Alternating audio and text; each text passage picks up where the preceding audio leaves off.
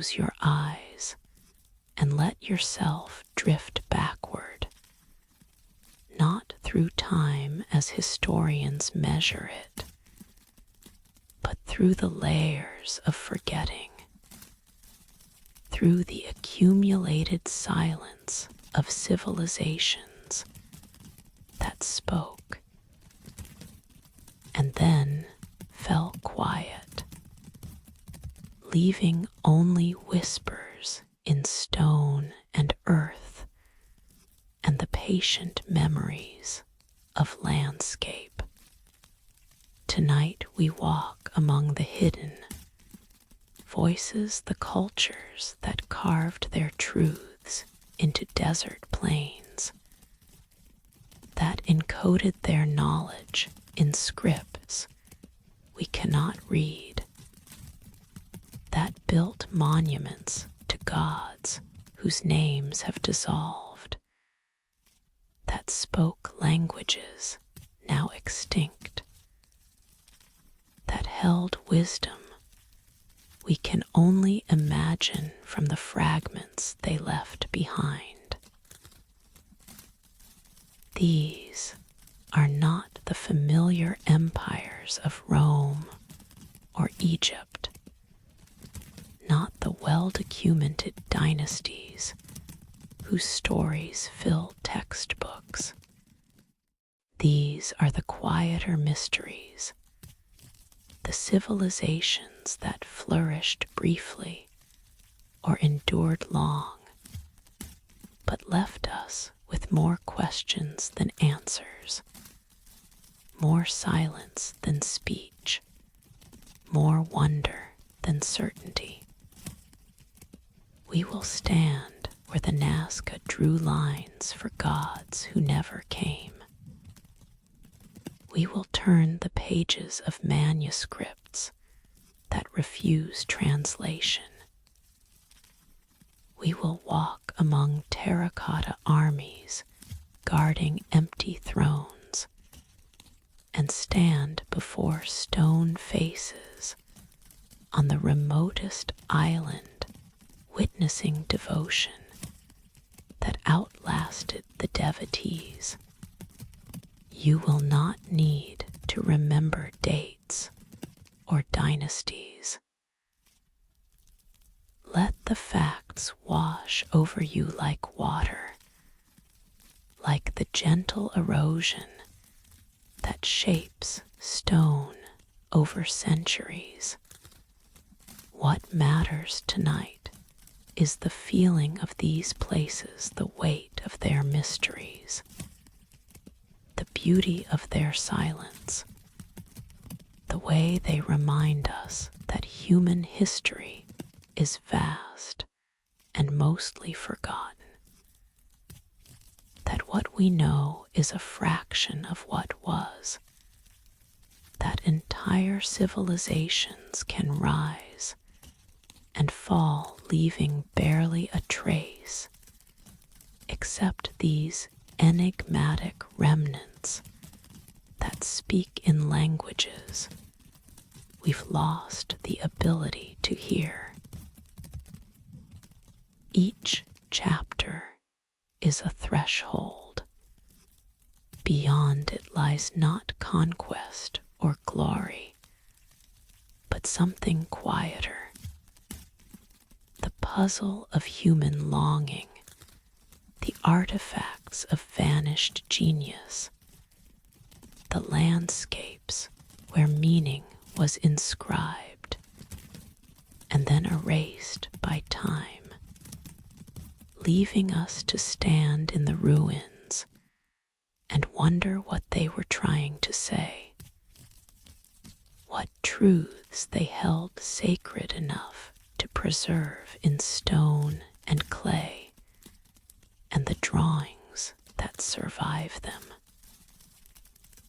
Let your breathing slow.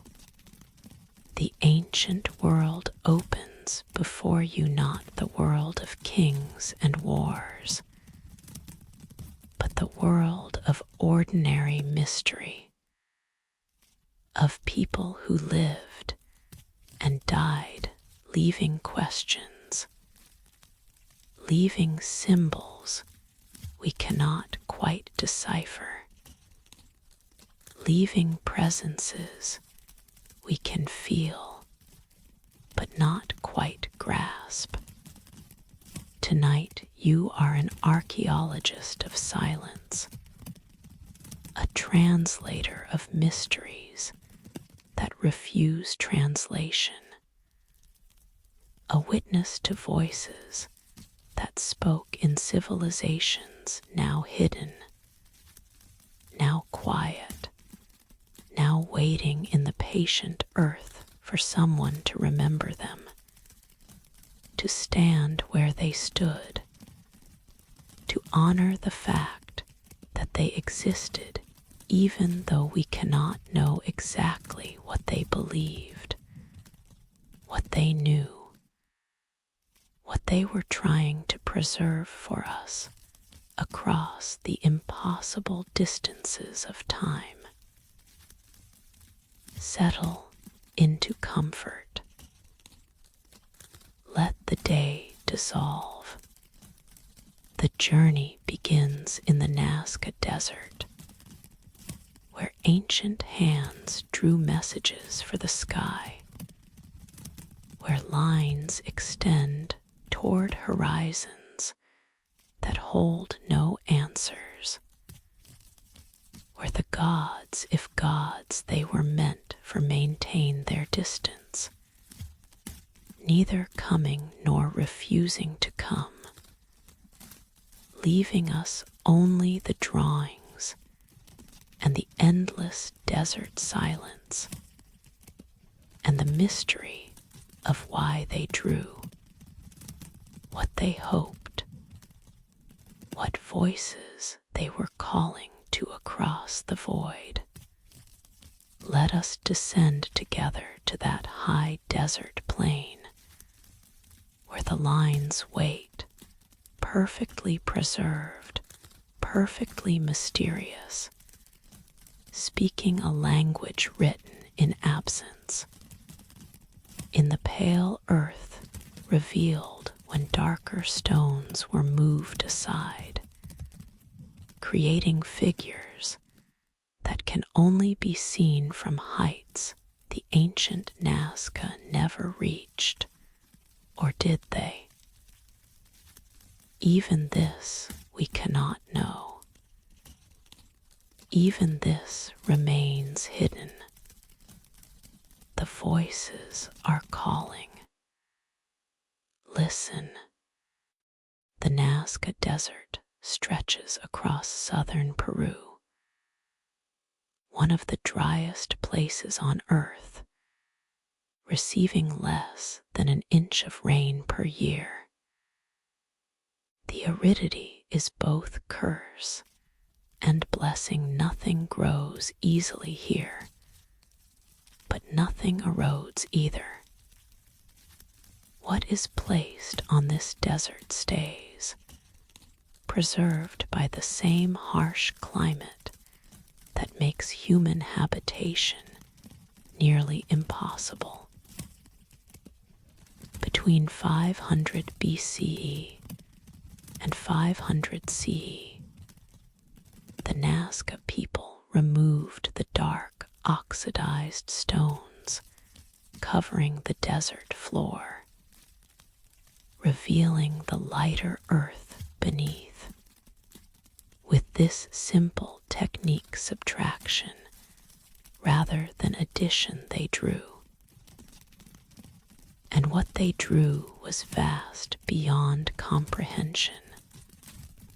A hummingbird with wingspan of over 300 feet, perfectly proportioned.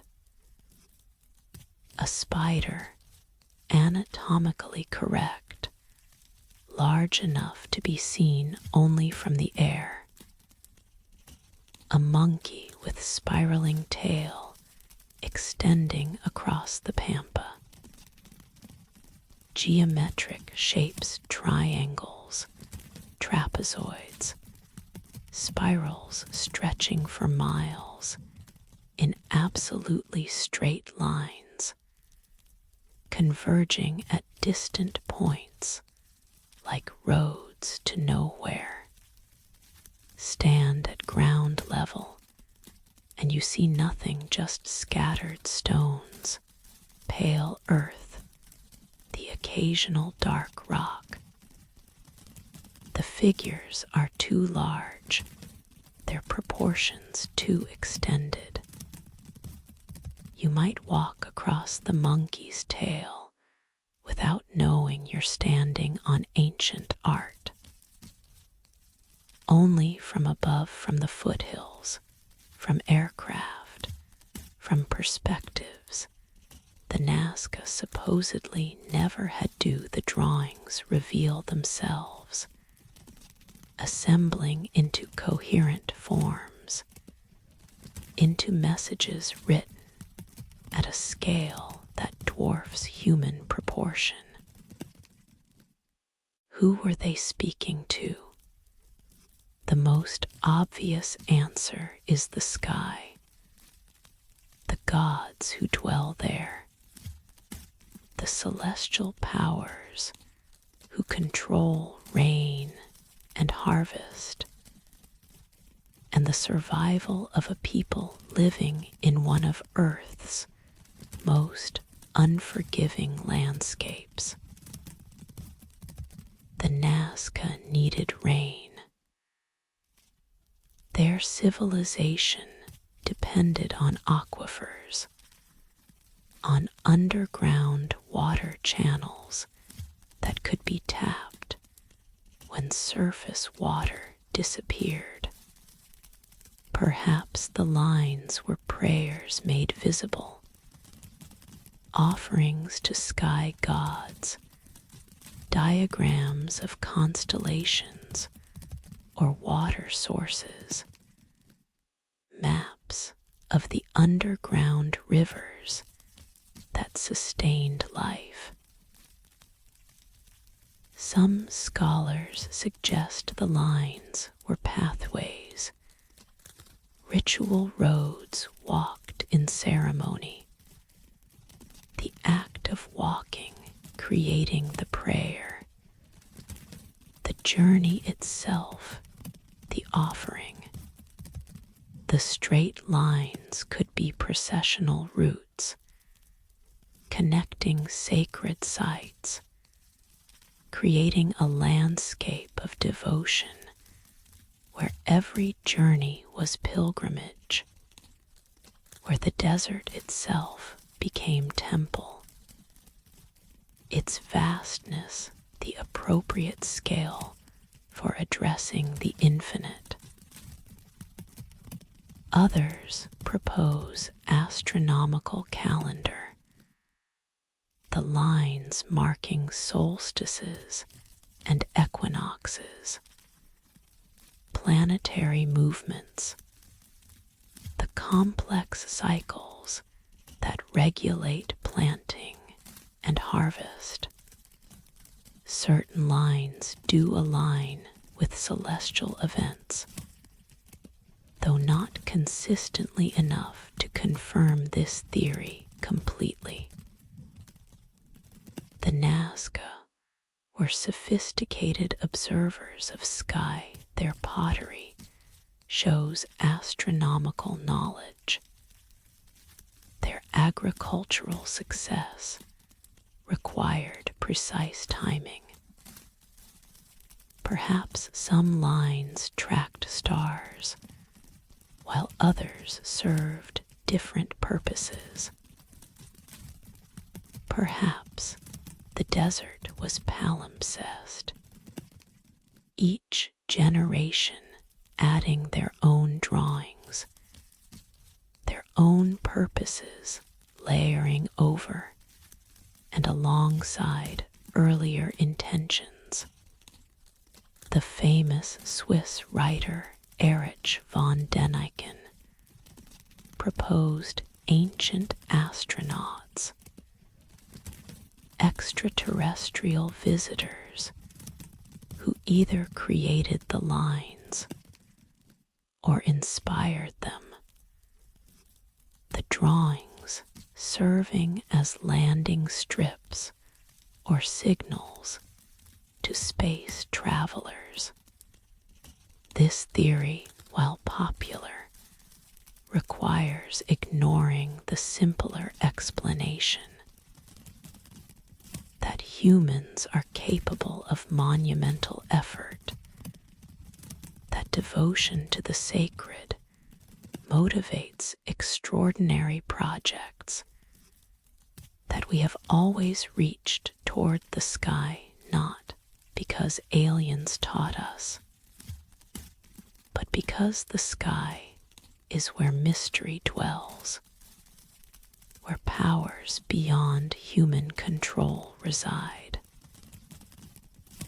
What moves me most is not any single theory, but the fact of the lines themselves, the patient labor they represent.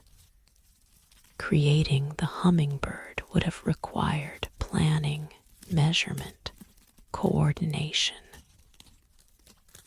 Someone designed it, scaled it up from small model to massive execution, directed workers removing stones, maintaining the proportions across hundreds of feet. This required mathematics, organization, collective effort sustained over time. It required belief that the effort mattered, that the gods would see, would respond, would bless the people who honored them at such scale. And then the Nazca civilization declined. Climate shift made the region even drier. Or perhaps their agricultural techniques depleted the soil. Or perhaps they were conquered by neighbors, absorbed into other cultures. By 750 CE, the Nazca had dissolved, their pottery styles changing, their cultural identity merging into larger regional powers. But the lines remained, preserved by the desert's mercy, invisible from ground level, waiting for aircraft to reveal them again in the 1920s, when pilots flying between Lima and Arequipa noticed something strange on the desert floor, patterns too regular to be natural, figures too precise to be accidental. The revelation sparked decades of study, measurement, theory building. Maria Reich, a German mathematician, devoted her life to the lines, measuring them, mapping them, protecting them from vehicle traffic and vandalism. She believed they were astronomical calendar, spent 40 years documenting alignments, cleaning the lines by hand, living in a small house near the Pampa, becoming the line's guardian and interpreter and devoted witness. She never definitively proved her theory, but perhaps that doesn't matter. Perhaps the line's purpose is not singular, not reducible to one explanation.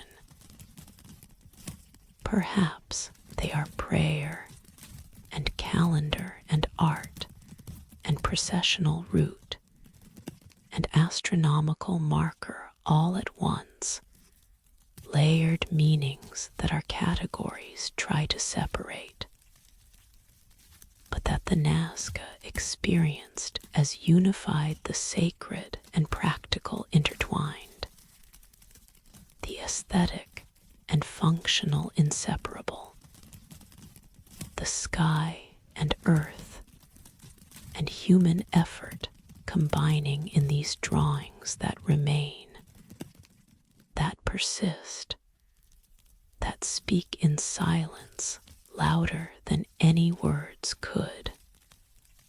The hummingbird still hovers above the desert floor, frozen in flight for 1,500 years. The spider still extends its legs across the pampa.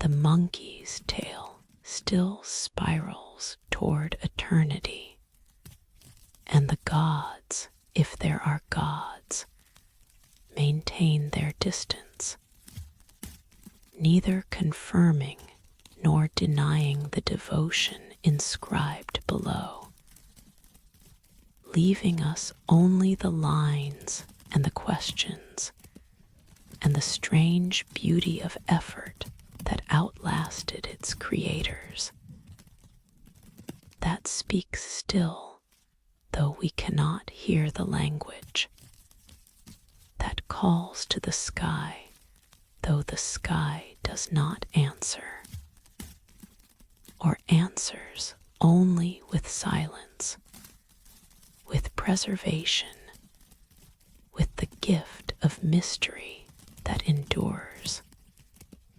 In the Bainek Rare Book Library at Yale University, behind protective glass, in controlled atmospheric conditions, rests a manuscript that refuses every attempt to understand it.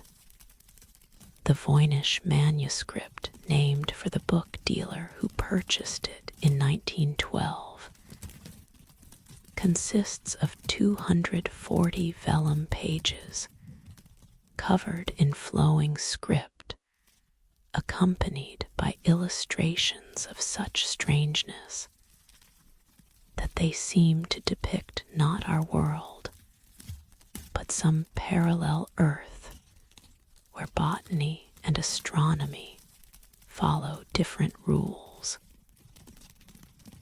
The writing flows in neat paragraphs, organized in what appears to be chapters or sections. The characters are consistent, suggesting a real writing system rather than random marks. Statistical analysis reveals patterns similar to natural language. Some characters appear frequently, others rarely. Letter combinations repeat in ways that suggest words. Sentence structure, linguistic rules. Yet no one can read it. No cryptographer, no linguist, no computer algorithm has cracked its code, if code it is. The illustrations offer no clarity, only deeper mystery. The botanical section shows plants drawn with careful attention to detail: roots, stems, leaves, flowers rendered with the precision of a scientific guide. But the plants themselves do not exist.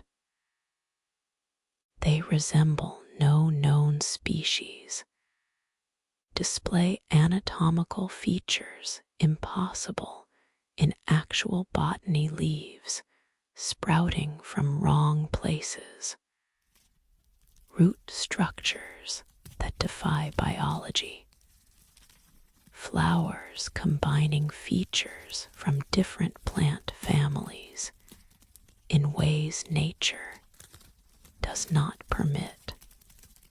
The astronomical section presents circular diagrams that might be zodiac charts, might be representations of cosmic cycles, might be something we have no framework for understanding. Naked figures surround these circles, drawn in the same careful hand, their nudity suggesting ritual or birth or transformation. The figures are mostly female, raising questions about the manuscript's purpose. Was it created by women? For women? Does it record knowledge passed down in spaces men did not enter? There is a biological section where more naked figures bathe in green liquid, connected by elaborate systems of tubes and vessels that might represent plumbing, might represent veins and arteries, might represent entirely symbolic relationships between body and fluid, between individual and some larger flowing system. The women hold vessels, immerse themselves in pools, stand in configurations that suggest ceremony or medical treatment or initiation into mysteries the manuscript will not reveal. The pharmaceutical section returns to plants, but now each drawing is accompanied by text, as if explaining properties, uses, preparations. If only we could read the text. If only the botanical drawings matched actual herbs, we might cross-reference, might use known plants to decode the language. But the plants remain impossible.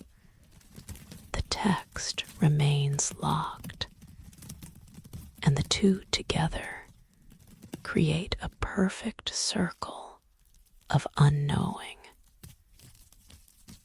Carbon dating places the vellum in the early 15th century, roughly 14,041,438. The ink appears to be from the same period. This rules out modern forgery. The manuscript is genuinely old, created 600 years ago when the materials it's written on were new, when the plants it depicts were drawn by someone who believed in them, or imagined them, or saw them in visions we cannot access. Who created this?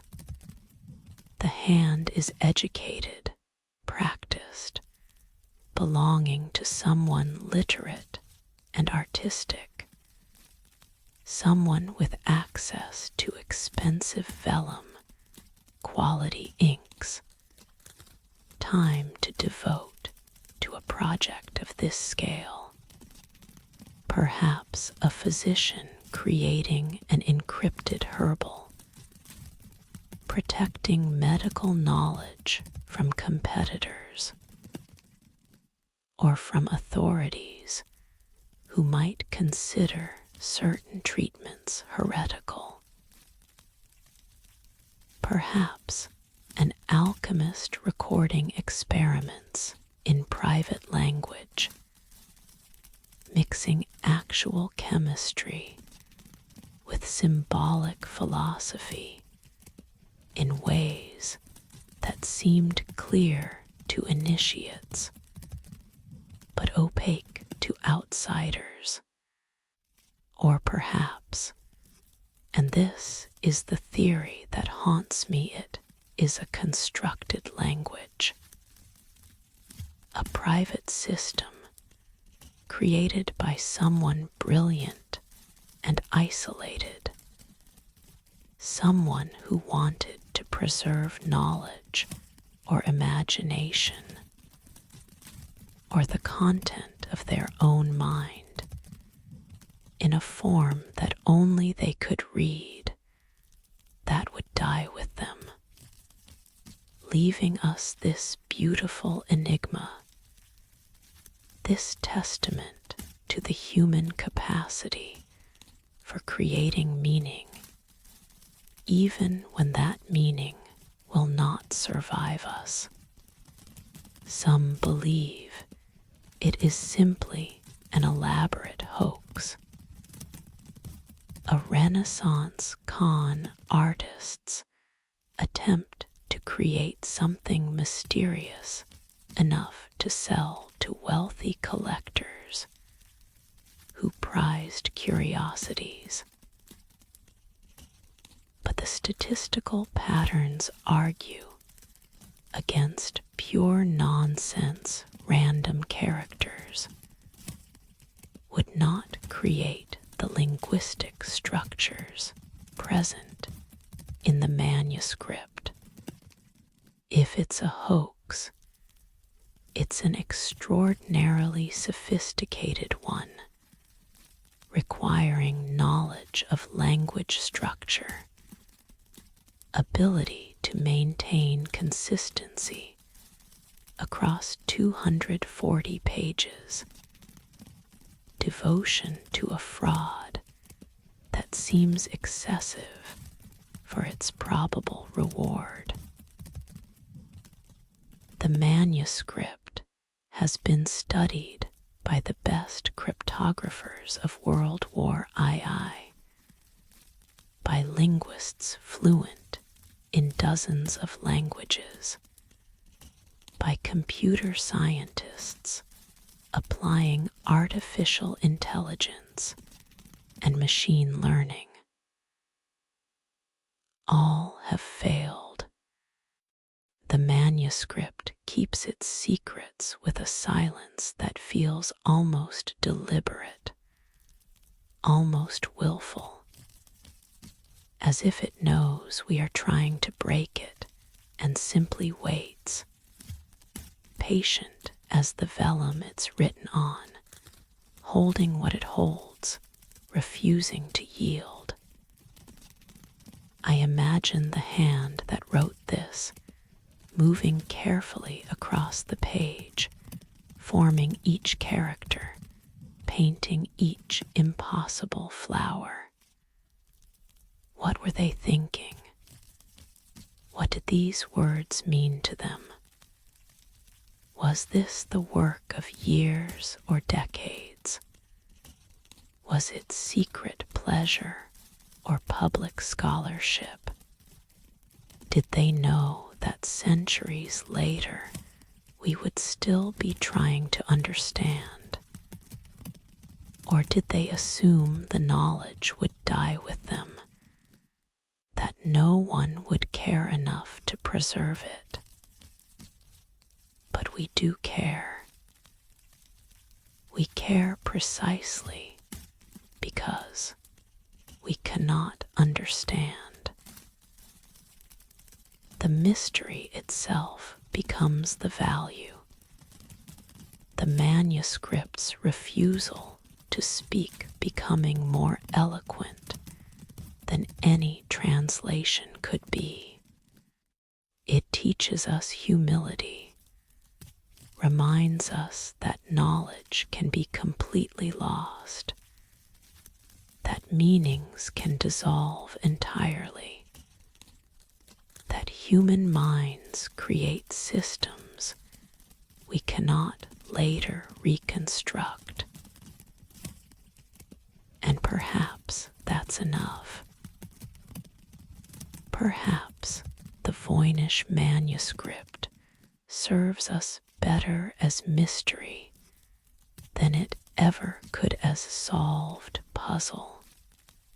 It sits in its Climatech-controlled case, its pages occasionally turned by curators wearing gloves, its illustrations offering beauty even without comprehension, its script flowing in paragraphs that might say everything or nothing, that hold secrets or nonsense or something between, something we have no categories for, something that exists in the space between language and cipher, between knowledge and imagination, between what was known and what can never again be known.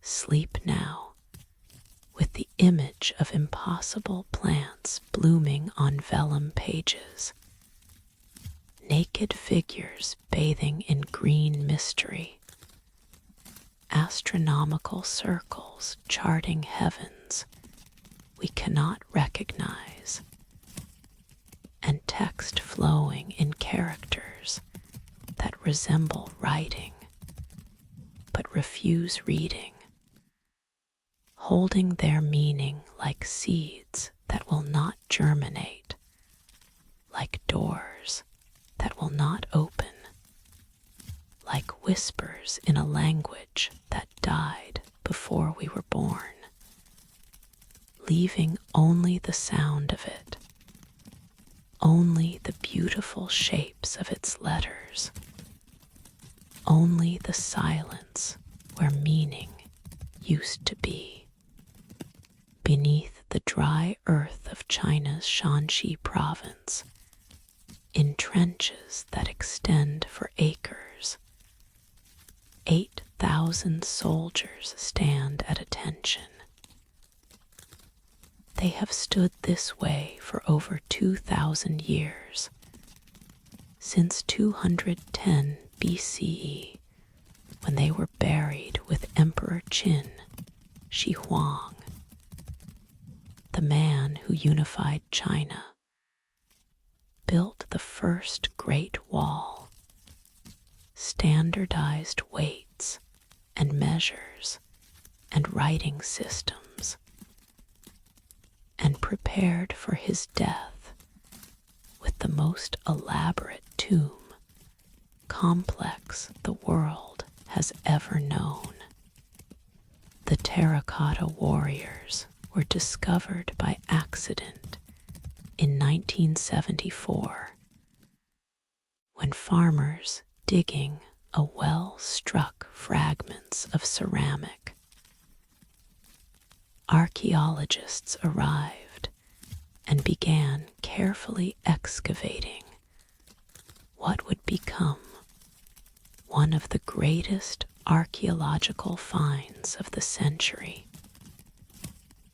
Pit after pit of life-sized warriors, each unique, each face individually modeled, suggesting portraits of actual men, real soldiers immortalized in clay, walk through the excavated areas, and you can see them still standing in formation.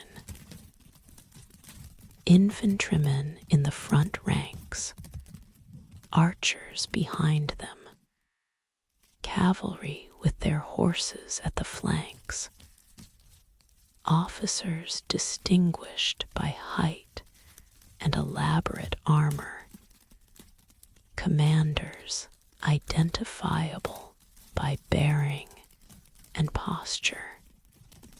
Each figure was once painted in bright colors, reds and greens and purples, but exposure to air caused the pigments to deteriorate within minutes of excavation, flaking away to leave the gray terracotta we see now, a muted version of what must have been a vivid array. The craftsmanship is extraordinary.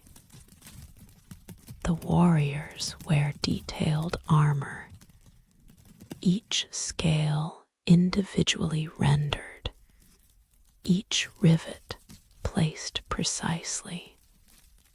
Their hair is styled in elaborate top knots. Their shoes show tread patterns. Their hands were positioned to hold real weapons, bronze swords, spears, crossbows, most of which were looted from the tomb in the centuries after burial, though some remain. The bronze still sharp after 2 millennia underground. But the warriors are only the outer defense, the perimeter of a necropolis that extends far beyond what has been excavated. Ground-penetrating radar and careful surveying reveal the full extent. A tomb complex covering nearly 40 square miles, with the emperor's burial chamber at the center, beneath a pyramid mound visible from miles away. The ancient historian Sima-Kian, writing a century after the emperor's death, described the tomb's interior. A ceiling representing the heavens with pearls for stars. A floor representing the earth with rivers and seas filled with mercury set in motion by mechanical devices. Crossbows rigged to fire automatically at intruders. Treasures beyond counting surrounding the emperor's jade-encased body. Modern tests confirm at least part of this description. Soil samples from the mound show mercury concentrations far above natural levels, suggesting Sima-Kian's account of mercury rivers might be accurate. But the tomb itself remains unexcavated, sealed, its secrets protected by conscious decision rather than inability to access. Why leave it closed? Partly fear of damage the technology to excavate without destroying may not yet exist, and patience is preferable to irreversible harm. Partly concern about mercury. If the ancient descriptions are accurate, opening the tomb could release toxic vapors, endangering archaeologists and potentially contaminating the entire site. but also reverence a sense that some things should remain undisturbed, that the emperor's rest, whether actual or symbolic, deserves respect. So we are left with the paradox. We have found one of the greatest tombs ever constructed, but choose not to open it, standing instead at its perimeter, excavating the outer chambers, studying the warriors and the bronze birds and the terracotta musicians and acrobats discovered in other pits, all the while knowing that the greatest treasures rest beneath the central mound, waiting in darkness as they have waited for 2,000 years. What did the ancient craftsmen think, molding these faces?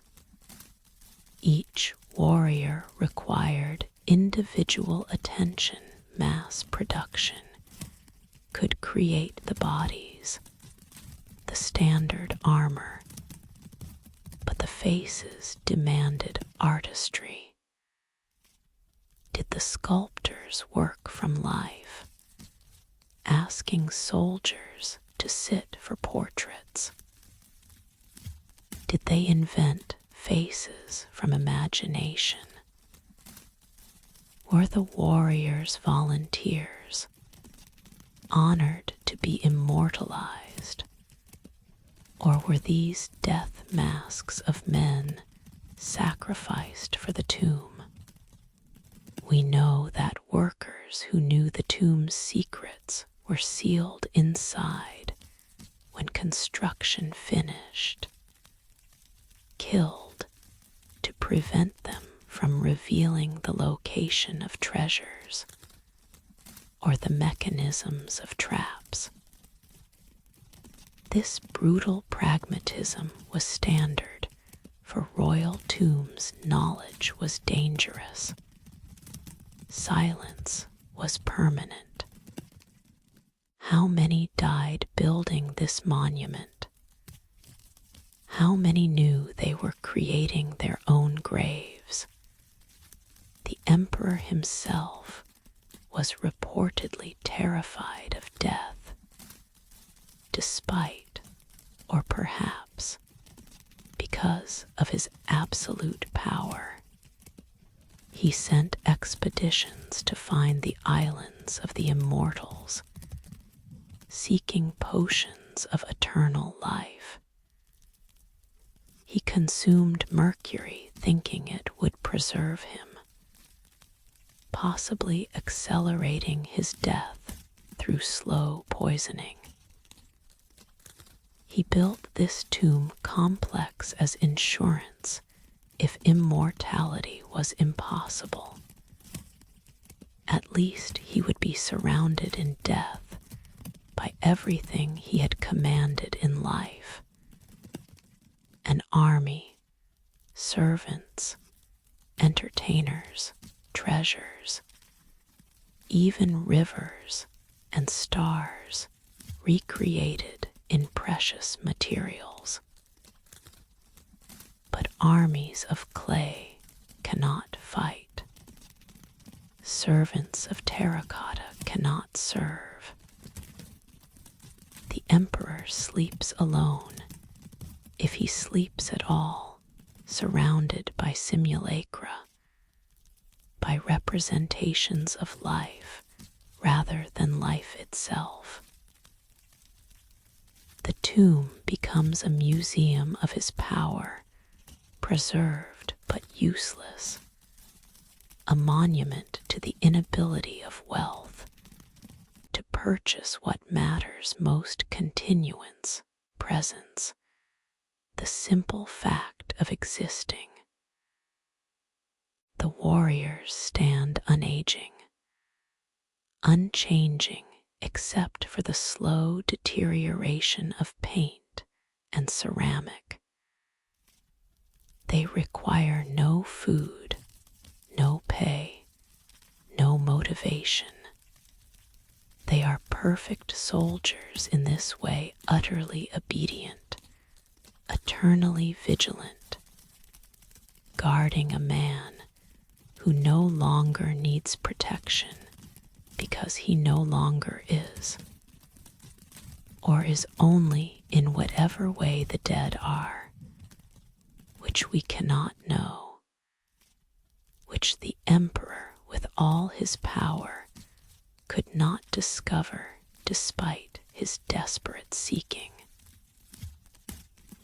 I think of the farmers who accidentally uncovered this, piercing the earth with their simple tools and striking ceramic, pulling up fragments, puzzling over the pieces before understanding what they had found. That moment of discovery when the ancient became present, when the tomb's secrecy dissolved, when the emperor's carefully constructed eternity was revealed to peasants digging for water, there is poetry in it, in the way nothing stays hidden forever, in the way the earth eventually yields its secrets, whether we are ready for them or not. The warriors have become famous now, toured internationally, photographed endlessly, reproduced in miniature for tourists. They have escaped their purpose, transcended their role as tomb guardians to become ambassadors of Chinese history, symbols of cultural achievement, evidence of ancient sophistication. The emperor wanted to take his army with him into death. Instead, the army has brought him back to us, made him famous in ways he could not have anticipated, though perhaps in his megalomania he would not be surprised that people still speak his name, still stand in awe before his creations. But beneath the pyramid mound, if the ancient accounts are true, the mercury still flows in rivers that map the emperor's domain. The stars still gleam in pearl patterns overhead, and the crossbows still wait to fire at intruders who will never come, because we have chosen to let him rest, to leave at least this one mystery unsolved, this one chamber unopened, honoring through restraint what we cannot honor through understanding the wish to sleep undisturbed, the hope that something of us might persist beyond the moment when consciousness ends and the terracotta guards begin their eternal watch over silence.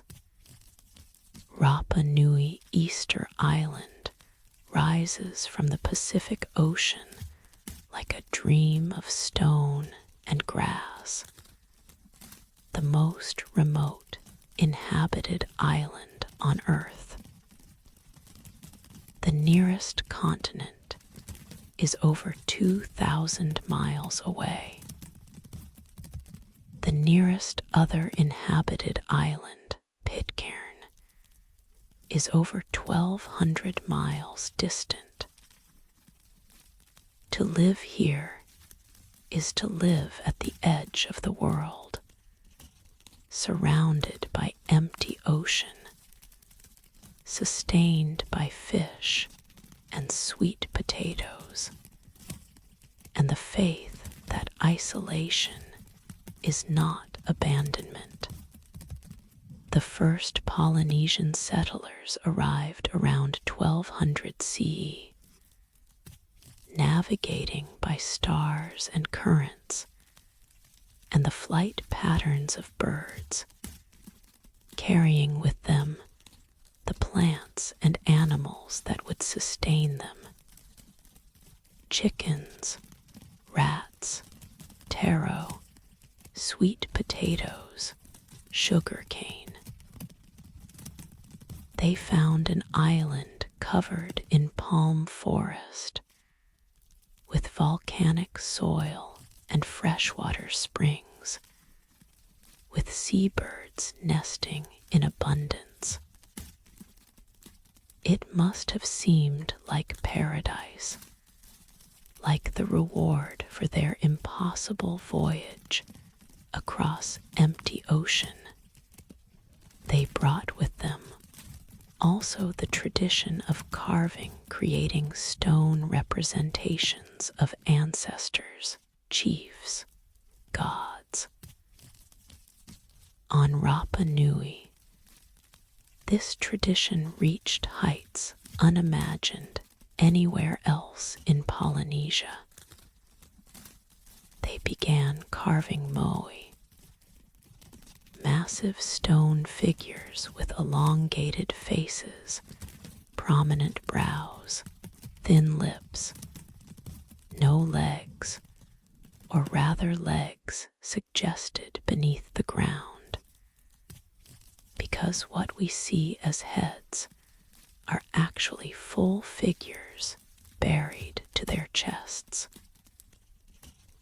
The moai stand or lie fallen across the island, nearly 900 of them in various states of completion. Some still rest in the quarry where they were carved. Others stand on coastal platforms called ahu, facing inland, watching over the villages they once protected or sanctified, or simply witnessed. The largest moai ever erected weighs 82 tons and stands over 30 feet tall. Another, never completed, rests in the quarry at nearly 70 feet had it been finished and erected. It would have weighed approximately 200 tons. How did they move them? This question has obsessed researchers for decades. The island has no large trees suitable for rollers, no animals strong enough to pull such weights. Early theories proposed wooden sledges, massive labor gangs dragging the statues horizontally. But the energy required seems impossible for a population that never exceeded 15,000. Recent experiments suggest a more elegant solution. The moai walked, using only ropes attached to the statue's head and body. A small team could rock the statue forward, moving it upright in a motion similar to moving a refrigerator, tilting it side to side, advancing it step by step. Computer modeling confirms this could work. and it explains certain features of the moe. The slanted base that facilitates rocking, the D-shaped cross-section that provides stability, even the large heads that serve as counterweights. Imagine it, the moe walking across the island, swaying side to side, guided by chants and rope pullers, taking days or weeks to move from quarry to platform. The whole community invested in transporting these stone ancestors to their final positions. It transforms our understanding from brute force to elegant engineering, from massive labor to sophisticated technique. But why? Why invest such effort? The moe required specialist carvers, engineers to plan transport, communities to provide food for the workers, ceremonies to sanctify each stage. In a society with limited resources, this represented enormous investment. The usual answer is religion, ancestor worship, the need to honor the dead and seek their protection. But Rapa Nui's moe represent something more competitive prestige. Clans vying to create larger, more elaborate statues, each generation trying to surpass the last. This competition may have driven the island's ecological collapse.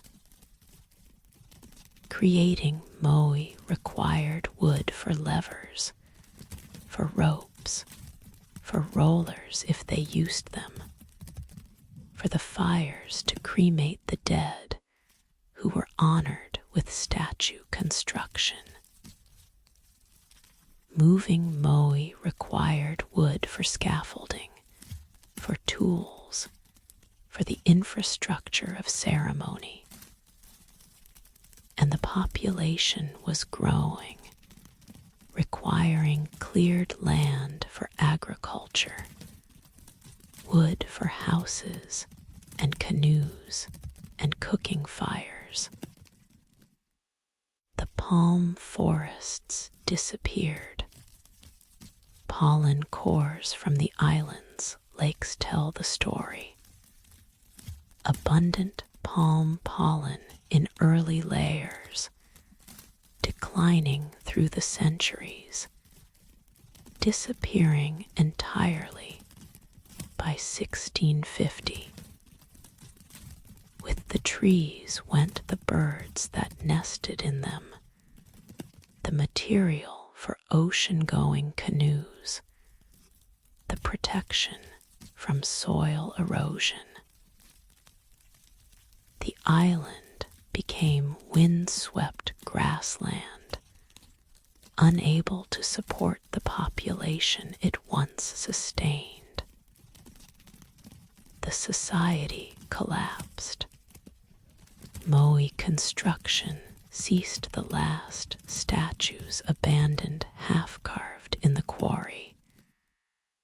Tools still beside them, as if the workers might return tomorrow. Civil war erupted, clan fighting clan, toppling rivals moe in symbolic warfare. Cannibalism appeared in the archaeological record, desperate response to protein shortage when fishing declined and chickens could not feed everyone. By the time Europeans arrived in 1722, the population had crashed to perhaps 2,000, living in poverty among the ruins of their ancestors' ambitions. The Dutch captain who discovered the island on Easter Sunday, giving it its European name, reported finding primitive savages living without trees, without large canoes, their giant statues inexplicable given their apparent technological poverty. But the poverty was consequence, not cause. The people who greeted Europeans were descendants of sophisticated navigators, skilled engineers, artists who created some of the world's most enigmatic monuments. They had simply run out of resources, pushed their island beyond its carrying capacity in pursuit of sacred prestige, learned too late that trees do not regrow as fast as they can be cut, that soil washes away without root systems to hold it, that isolation is unforgiving of ecological mistakes. The Moai stand as warning and testament. They demonstrate human capability, our genius for engineering, our devotion to the sacred, our ability to organize collective effort toward goals that transcend immediate survival. But they also show human folly, the way competition drives us beyond wisdom, the way short-term thinking produces long-term catastrophe, the way we can destroy the very foundations of our survival in pursuit of prestige, power, or piety. Most of the Moai have been re-erected by modern archaeology and tourism, restored to their platforms, facing inland again, watching over an island that has learned its lesson too late, that serves now as parable for our entire planet finite resources, growing population, ecological limits that must be respected or catastrophe follows. But I prefer to think of them in their other aspect, not as warning, but as art, as the work of human hands expressing something beyond utility.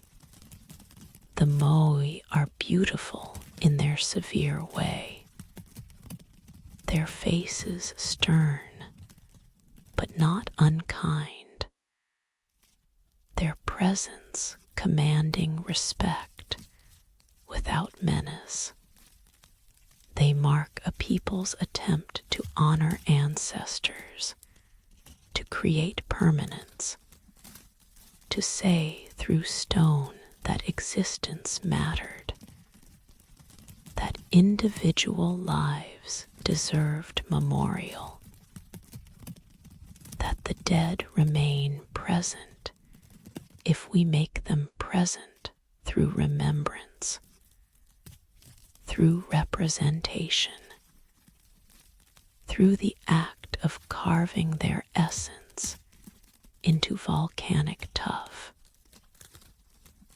and walking them to the coast where they can watch forever over the land their descendants would struggle to sustain. Sleep now with the image of the Moai standing against Pacific stars, their backs to the endless ocean, their faces turned toward the island they failed to save, bearing witness to the centuries of rise and fall, of ecological hubris and hard lessons, standing still as they have stood, patient as stone can be patient, marking the presence of a culture that reached too far and fell, but left these monuments that outlast the collapse, that speak without words of devotion and competition,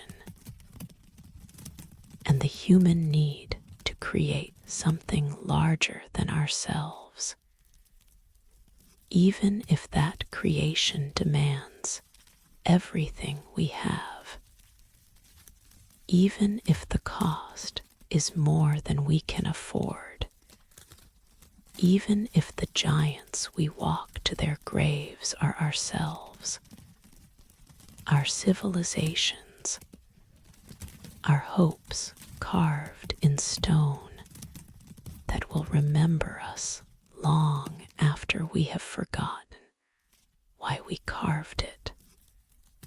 The palace of Knossos rises from the Cretan hillside in reconstructed glory columns painted red, frescoes showing bullylapers frozen in acrobatic grace, dolphins swimming in eternal seas. This is the work of Arthur Evans, the archaeologist who excavated the site beginning in 1900, and then, controversially, rebuilt large portions based on his interpretations of Minoan aesthetics and architecture. But beneath the controversial reconstructions, the ancient palace spreads in a labyrinth of rooms and corridors, storage chambers and ceremonial spaces, workshops and apartments for the ruling elite. And in these chambers, Evans found something more mysterious than the architecture itself.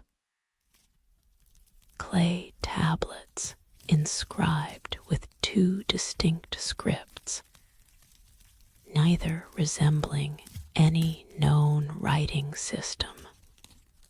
The first script, which Evans called Linear A, appears on tablets from approximately 1800 to 1450 BCE. It consists of about 90 signs, suggesting a syllabary rather than an alphabet, each symbol representing a syllable rather than a single sound. The tablets are administrative records, inventories of goods, tallies of resources. We know this because we can recognize the numeral system, can see lists being compiled, quantities being recorded. But the language itself remains locked, resistant to every attempt at translation. Linear B, found on later tablets from Mycenaean contexts, was deciphered in 1952 by Michael Ventris. It turned out to be Early Greek, written in a syllabic script adapted from Linear A, but recording a language we understand. The tablets are disappointingly mundane. Palace inventories, lists of spices and vessels, records of sheep and grain. But they proved that Linear B was Greek, that the Mycenaeans, who eventually dominated Crete, were Hellenic speakers. This makes Linear even more enigmatic. If Linear B adapted Linear A's writing system to record Greek, then Linear A must record something else, the language of the Minoans themselves. Pre-Greek inhabitants of Crete, whose culture flourished for over 1,000 years before Mycenaean conquest or assimilation. Who were the Minoans? Their art suggests a culture obsessed with bulls. The bull-laping frescoes show young people vaulting over charging bulls in what might be sport, ritual, or proof of courage. The famous double symbols appear everywhere, suggesting sacred significance we can only speculate about. Frescoes show women in elaborate dress, bare-breasted with layered skirts, holding snakes in both hands with expressions of calm authority. Were these priestesses, goddesses? The Minoans left no temples on the Egyptian or Mesopotamian scale, but they had sacred caves, mountain sanctuaries, small shrines in palaces and houses.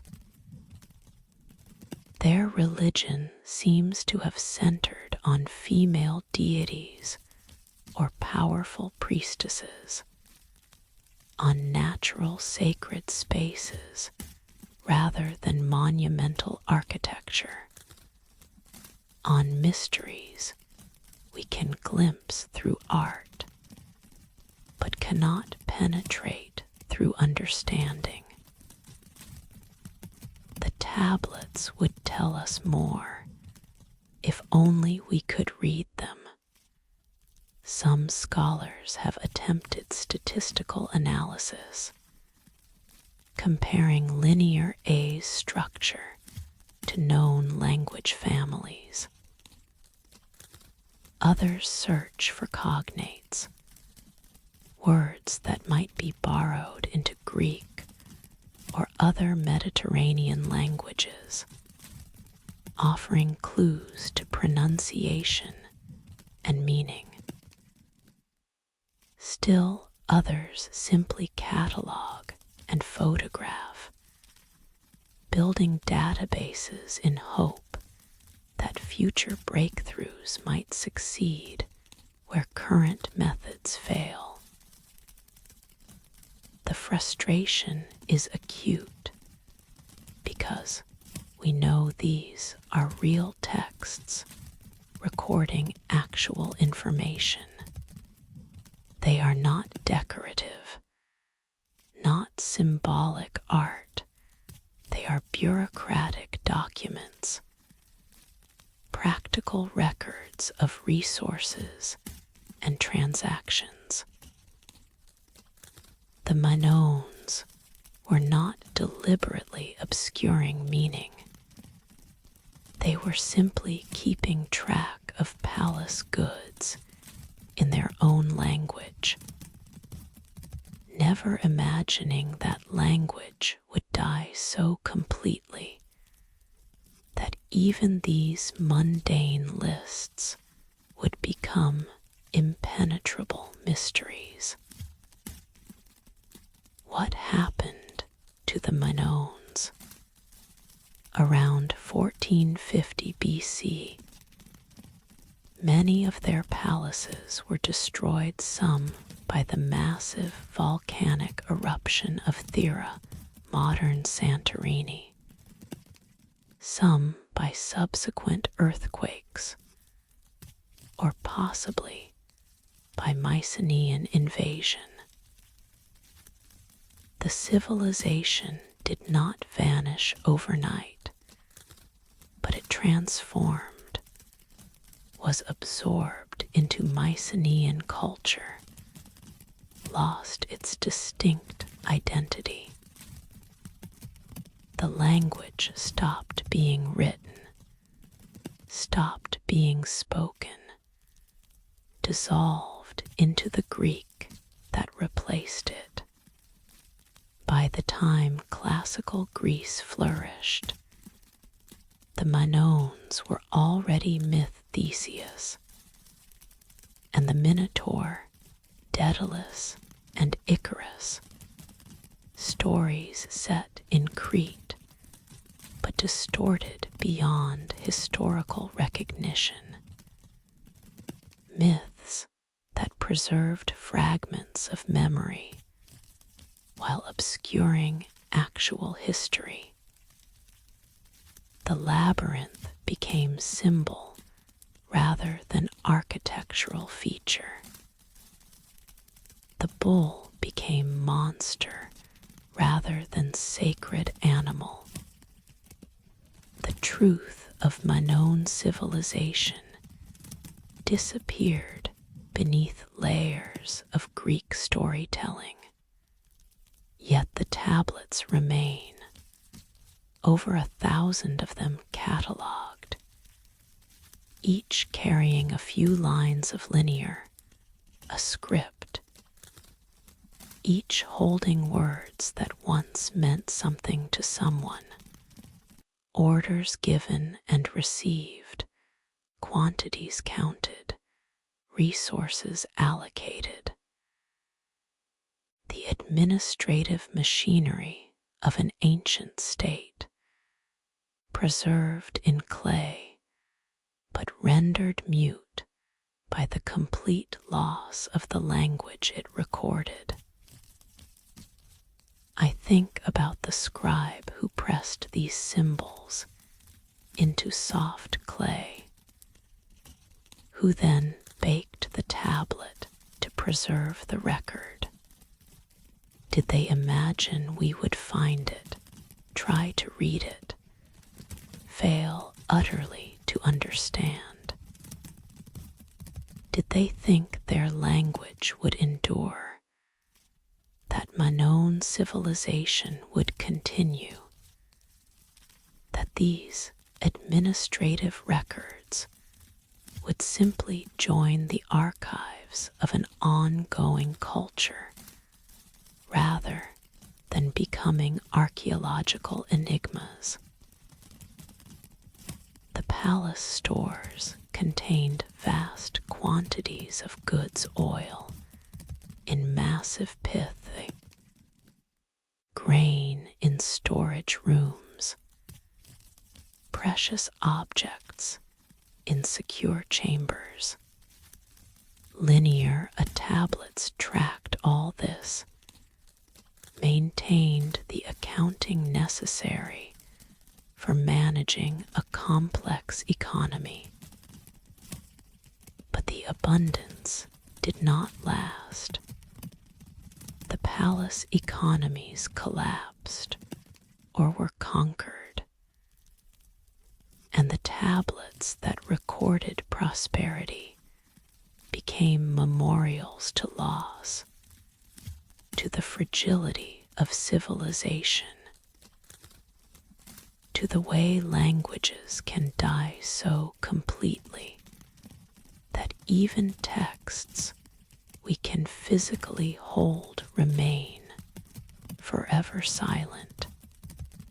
In Heracleon's archaeological museum, the tablets sit in cases, their symbols clear but meaningless, their clay surfaces still bearing the marks of fingers that pressed them 3,500 years ago.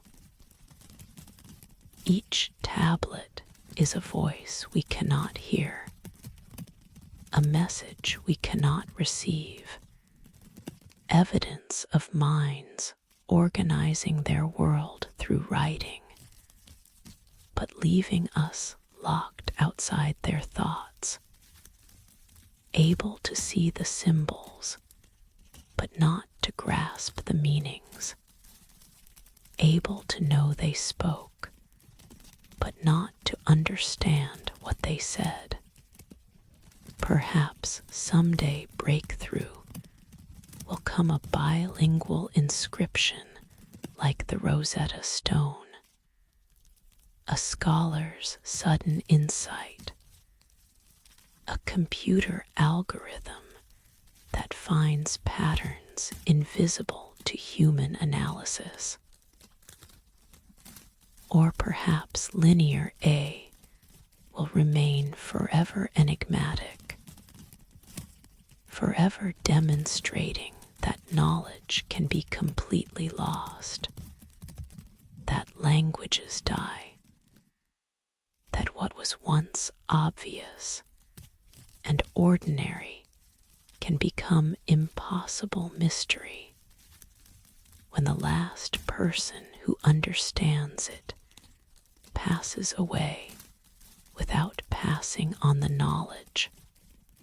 For now, the Manon voices remain hidden, preserved in clay, but inaccessible, speaking in a tongue we've forgotten how to hear, holding their secrets with the patience of baked earth, waiting for the key that might never come, the translator who might never arrive, the understanding that hovers always just beyond reach, promising, but never quite delivering the moment when the symbols become words, and the words become meaning, and the Manons speak to us again across the impossible distance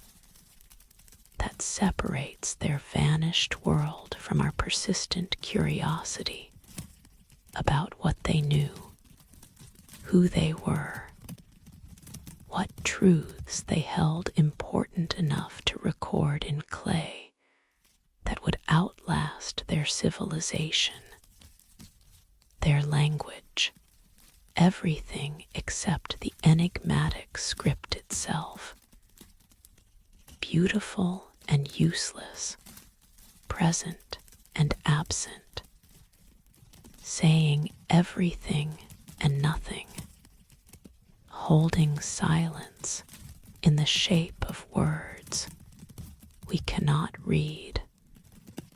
In the Iraq Museum's collection, scattered now, looted during the chaos of 2003, some pieces recovered, some lost forever, there was a simple object that troubled every assumption about ancient technological capacity. It was a clay jar, roughly 6 inches tall, containing a copper cylinder and an iron rod. Unremarkable easily overlooked among the grander artifacts of Mesopotamian civilization. But when filled with acidic liquid vinegar, wine, citrus juice, it produces electric current. Not much, perhaps 2 volts, but measurable, real electricity generated by a device created 2,000 years ago, in a time we thought knew nothing of electrical phenomena, in a culture we assumed was pre-scientific. The Baghdad Battery, as it came to be called, was discovered in 1936 among a collection of Parthian artifacts dating to approximately 200 BCE. Wilhelm Koenig, the German archaeologist who first recognized its potential function, proposed it was used for electroplating, using electric current to deposit a thin layer of gold onto silver or copper objects, creating gilded surfaces that appeared solid gold. Experiments confirmed this was possible. A replica Baghdad battery filled with grape juice produced enough current to electroplate a small object. The ancient jewelers might have created dozens of these cells, connecting them in series to increase voltage, using them in workshops to produce luxury goods for elite patrons who never knew the method behind the magic, who simply marveled that base metal could be transformed to golden gleaming. But why would they invent this? Not through understanding of electricity as a force of nature, certainly.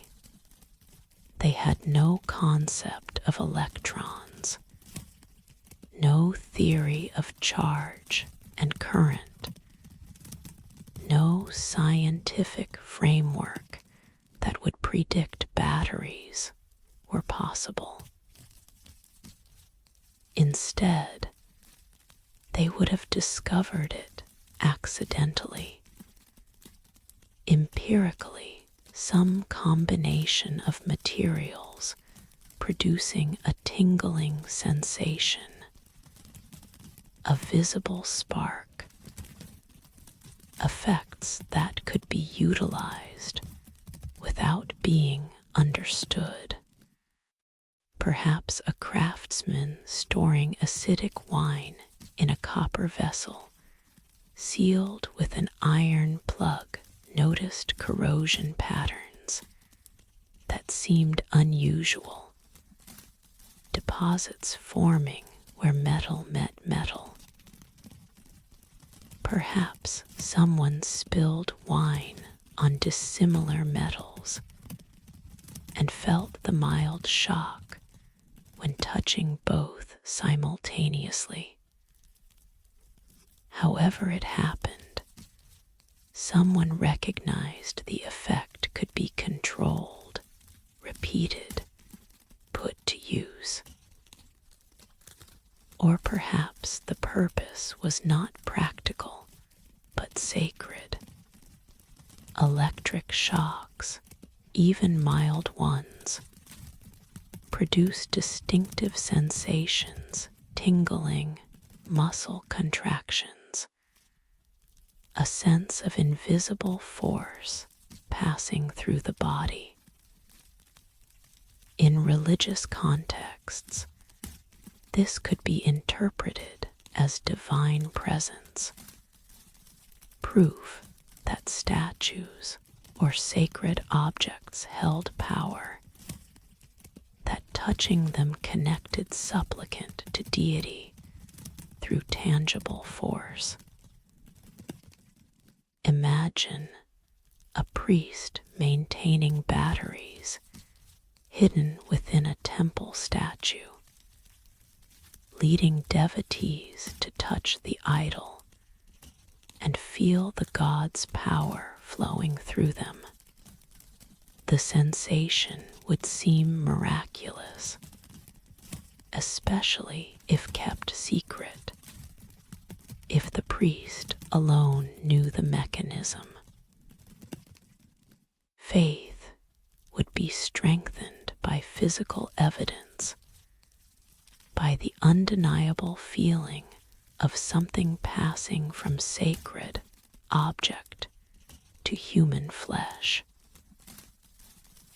Some scholars dismiss the Baghdad battery entirely, arguing it's misidentified, that the jar and its contents served some other purpose, perhaps storing sacred scrolls, perhaps an ordinary vessel whose components were misinterpreting.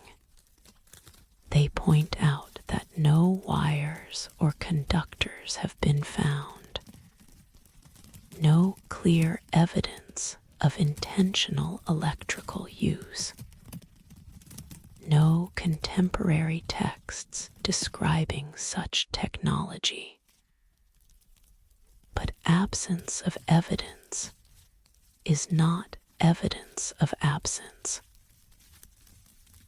Wires could have been organic materials that degraded, copper wire that was valuable enough to be salvaged and reused, knowledge that was kept secret by guilds or priesthoods and lost when those institutions collapsed.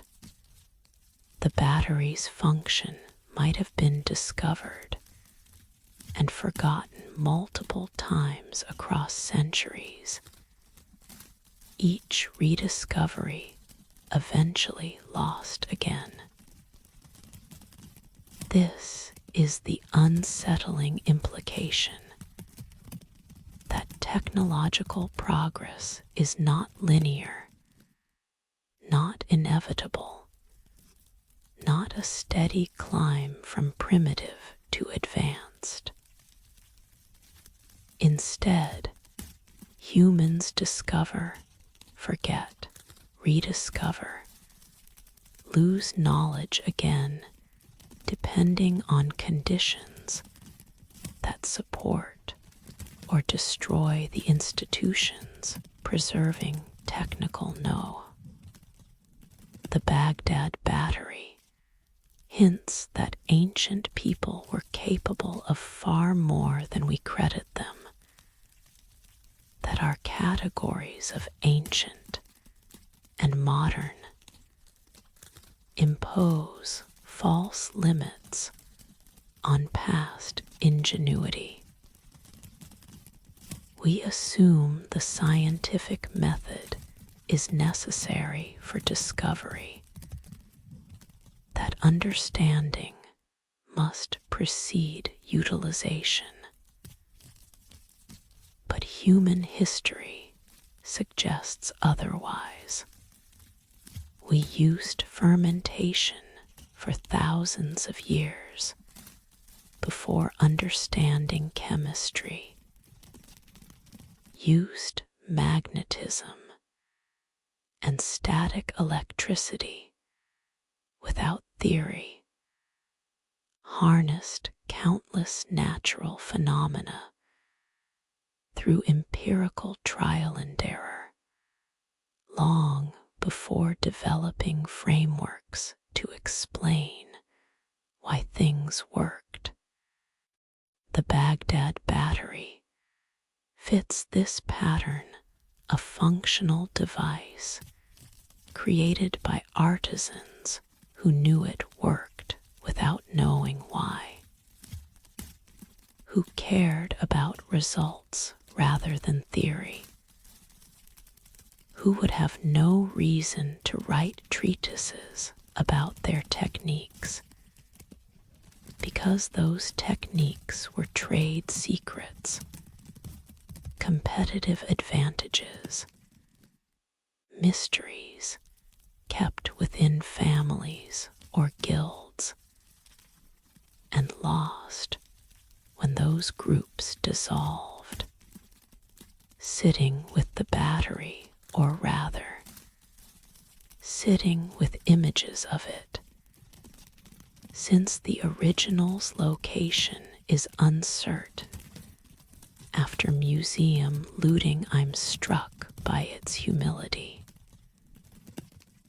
It's not impressive as artifact, not beautiful or monumental. It's a simple clay jar with copper and iron inside.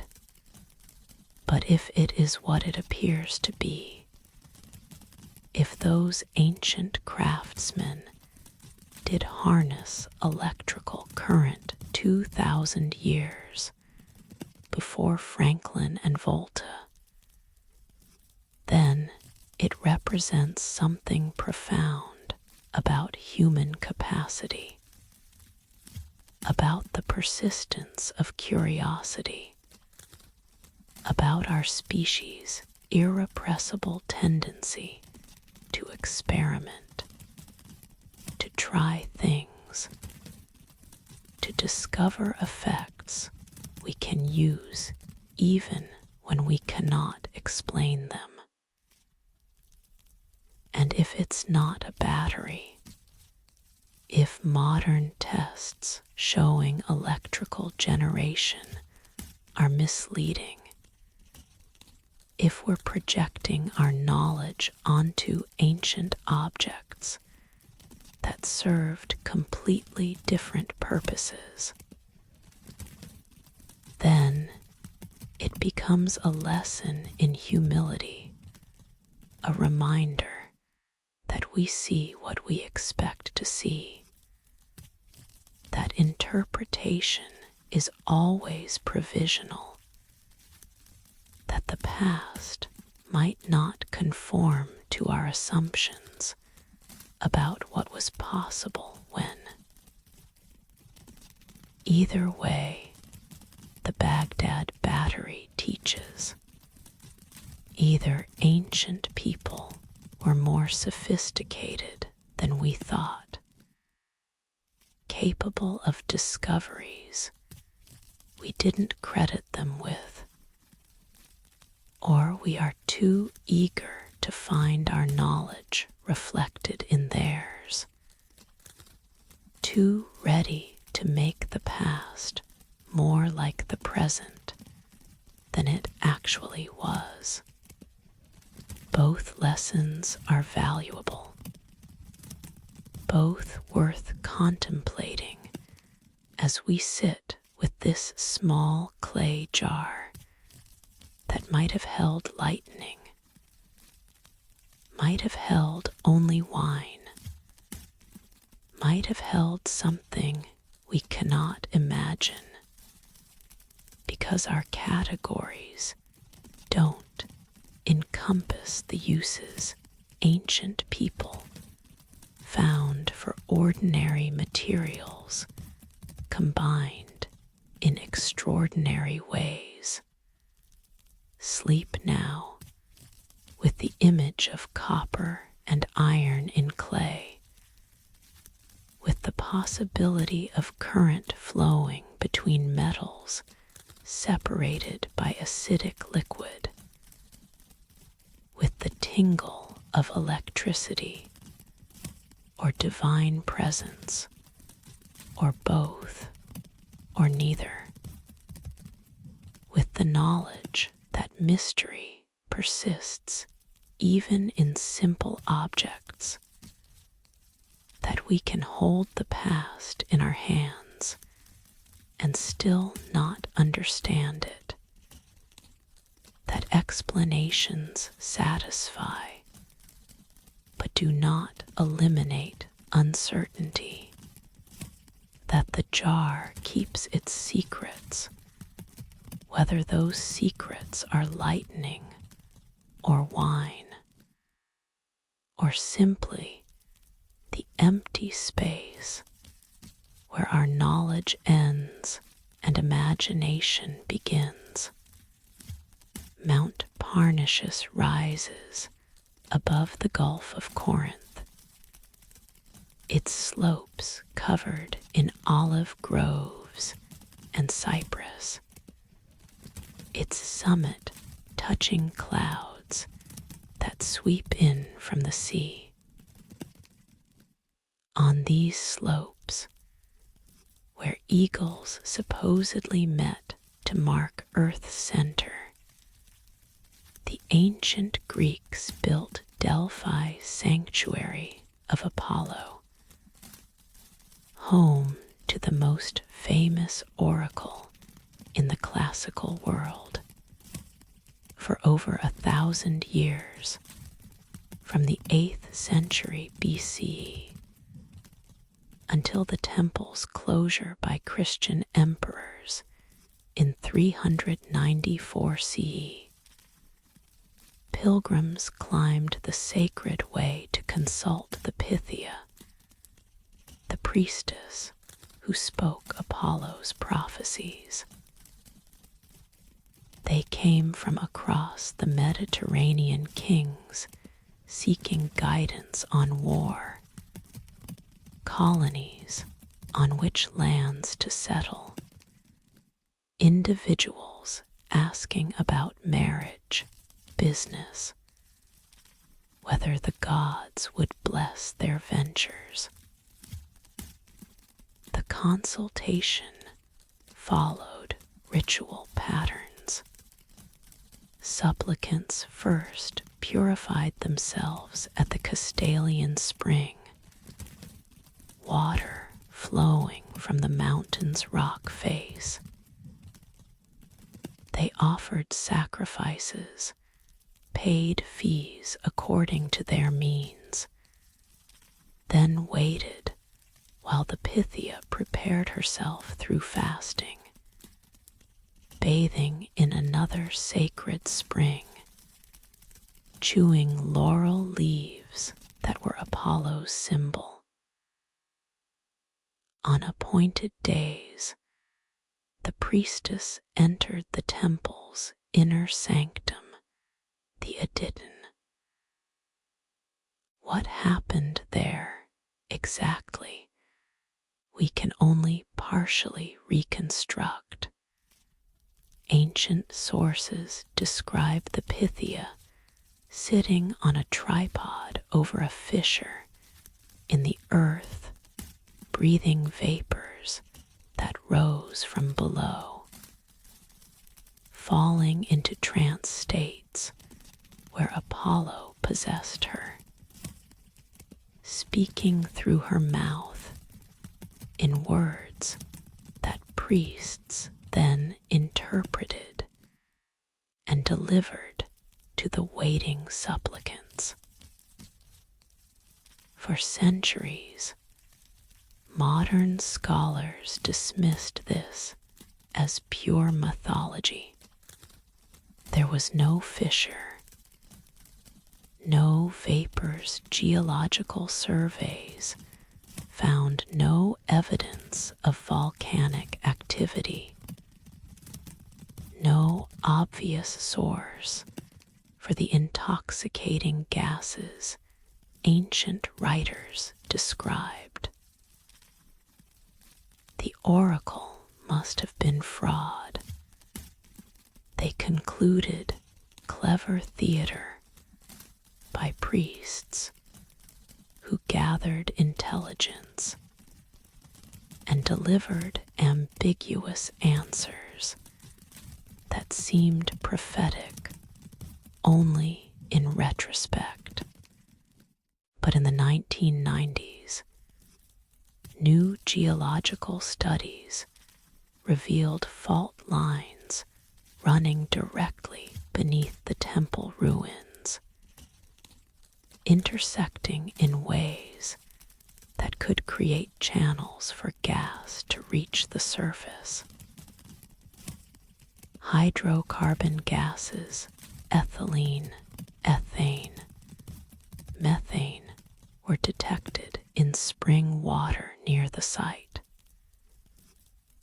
These gases, when inhaled, produce effects matching ancient descriptions: euphoria, dissociation, the feeling of being outside one's normal consciousness, speaking without volition, as if someone else controlled the tongue. So the mechanism becomes plausible. The Pythia did breathe vapors, did fall into altered states, did speak while in trance, not because Apollo literally possessed her, but because geology created conditions that produce predictable psychological effects.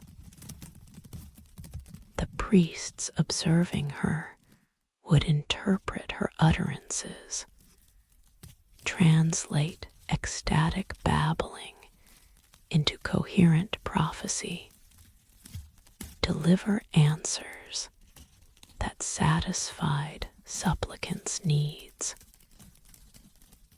But does explaining the mechanism eliminate the mystery? The oracle's prophecies were famously ambiguous, cryptic enough to be interpreted multiple ways. When Croesus, king of Lydia, asked whether he should attack Persia, the oracle replied that if he crossed the river Halys, he would destroy a great empire. Encouraged, Croesus attacked. The Persians defeated him. He did destroy a great empire his own. Was this cleverness by the priests, deliberate ambiguity that protected the oracle's reputation regardless of outcome? Or was it the nature of genuine prophecy, which sees possibilities rather than certainties, which speaks truth that only becomes clear afterward, which resists the kind of clarity we demand because the future is not fixed, but fluid, shaped by choices we haven't yet made. The ancient Greeks believed both that fate was inescapable and that human choice mattered. The oracle embodied this paradox. Her pronouncements seemed to predict inevitable outcomes, yet left room for interpretation, for free will, for the sense that we navigate between what must be and what might be, that knowledge of the future changes the future, that prophecy and choice are entangled rather than separate. Walking through Delphi today, climbing the sacred way past the treasuries built by city-states to display their wealth and piety, standing before the ruins of Apollo's temple, looking across the valley where olives still grow as they grew when pilgrims first came seeking wisdom. You can feel the place's power. It's not mysterious in an obvious way. No vapors rise visibly. No voices speak from the stones. But the landscape commands attention.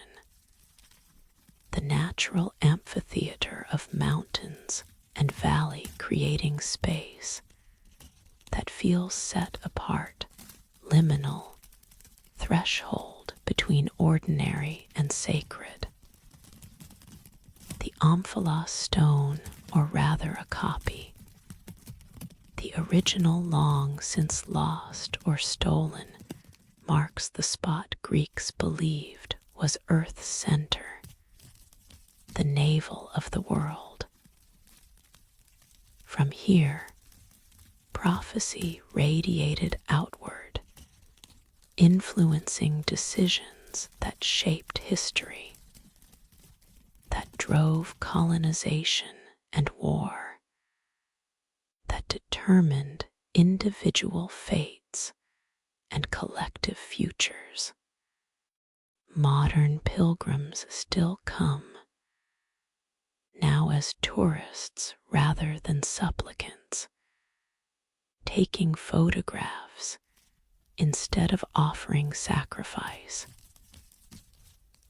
But some still ask questions of the silence, still seek guidance from whatever remains when the oracle has fallen quiet, when the priestess no longer sits in trance, when the vapors, if they still rise, find no one to breathe them and speak what they inspire. What would she say, the Pythia, if she still spoke? Would her prophecies address our concerns, climate change, political instability, technological transformation? The future we're creating through choices we make without knowing their full consequences. Would she offer cryptic guidance that seems meaningless until events prove it prescient? Or would she confirm what we already suspect, that the future is not fixed? That prophecy cannot tell us what will be, only what might be. That wisdom lies not in knowing outcomes, but in choosing well despite uncertainty. The oracle's greatest teaching might be her absence. Where prophecy once flowed, now only ruins remain. Where divine truth was spoken, now only tour guides lecture. Where supplicants sought certainty, now we must find our own way, making choices without Apollo's guidance, navigating futures we cannot predict based on values we must choose for ourselves. But in the silence, perhaps something persists. Not literal prophecy, not hydrocarbon-induced visions, but the recognition that some places carry weight, that certain landscapes host encounters between human and more than human, that the earth itself speaks if we learn to listen not in words we can quote, but in the feeling of presence, of possibility, of being addressed by forces larger than ourselves. The Pythia is gone. The vapors, if they rise, find no priestess to channel them.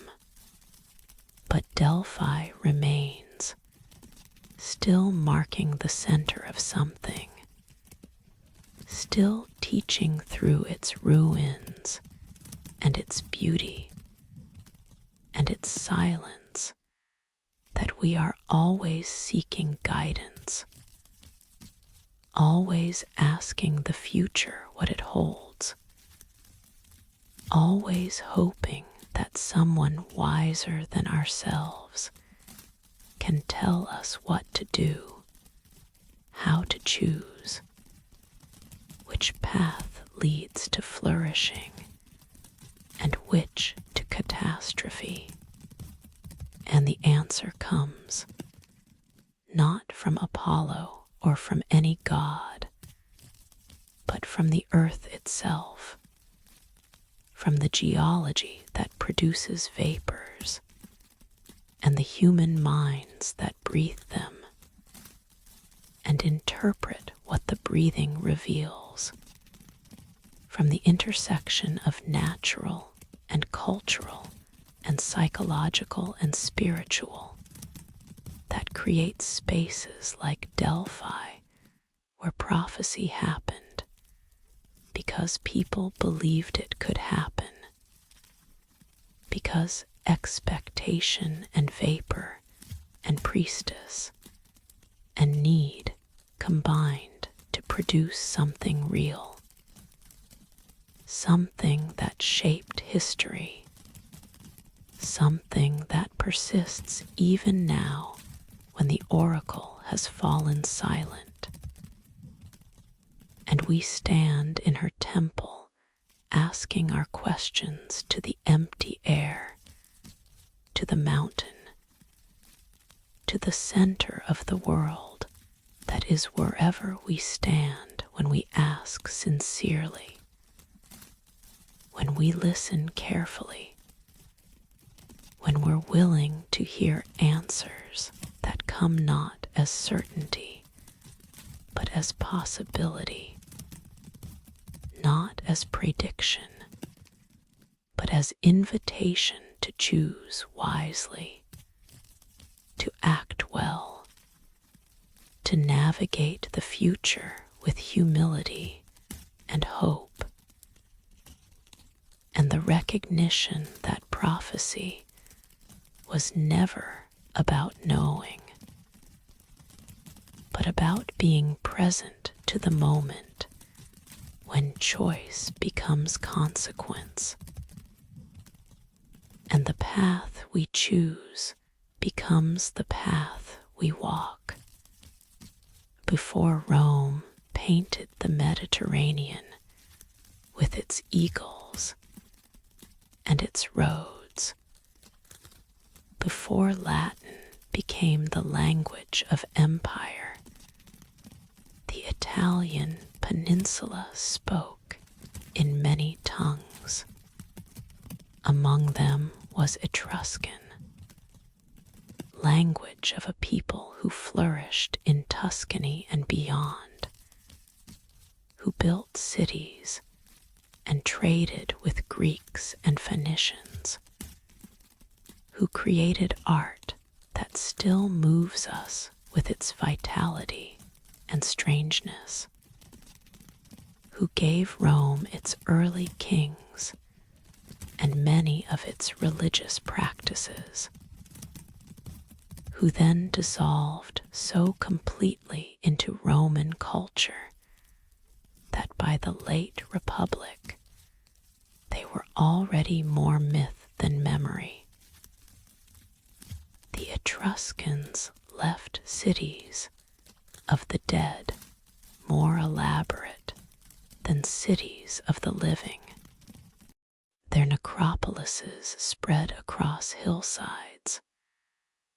Servitory, Tarquinia, Volsi places, where burial chambers were carved into volcanic tufa, where tomb interiors were painted with scenes of banqueting and dancing, where the dead were furnished with everything they might need in the afterlife, including jewelry, weapons, pottery showing red figures on black or black on red, bronze mirrors engraved with mythological scenes.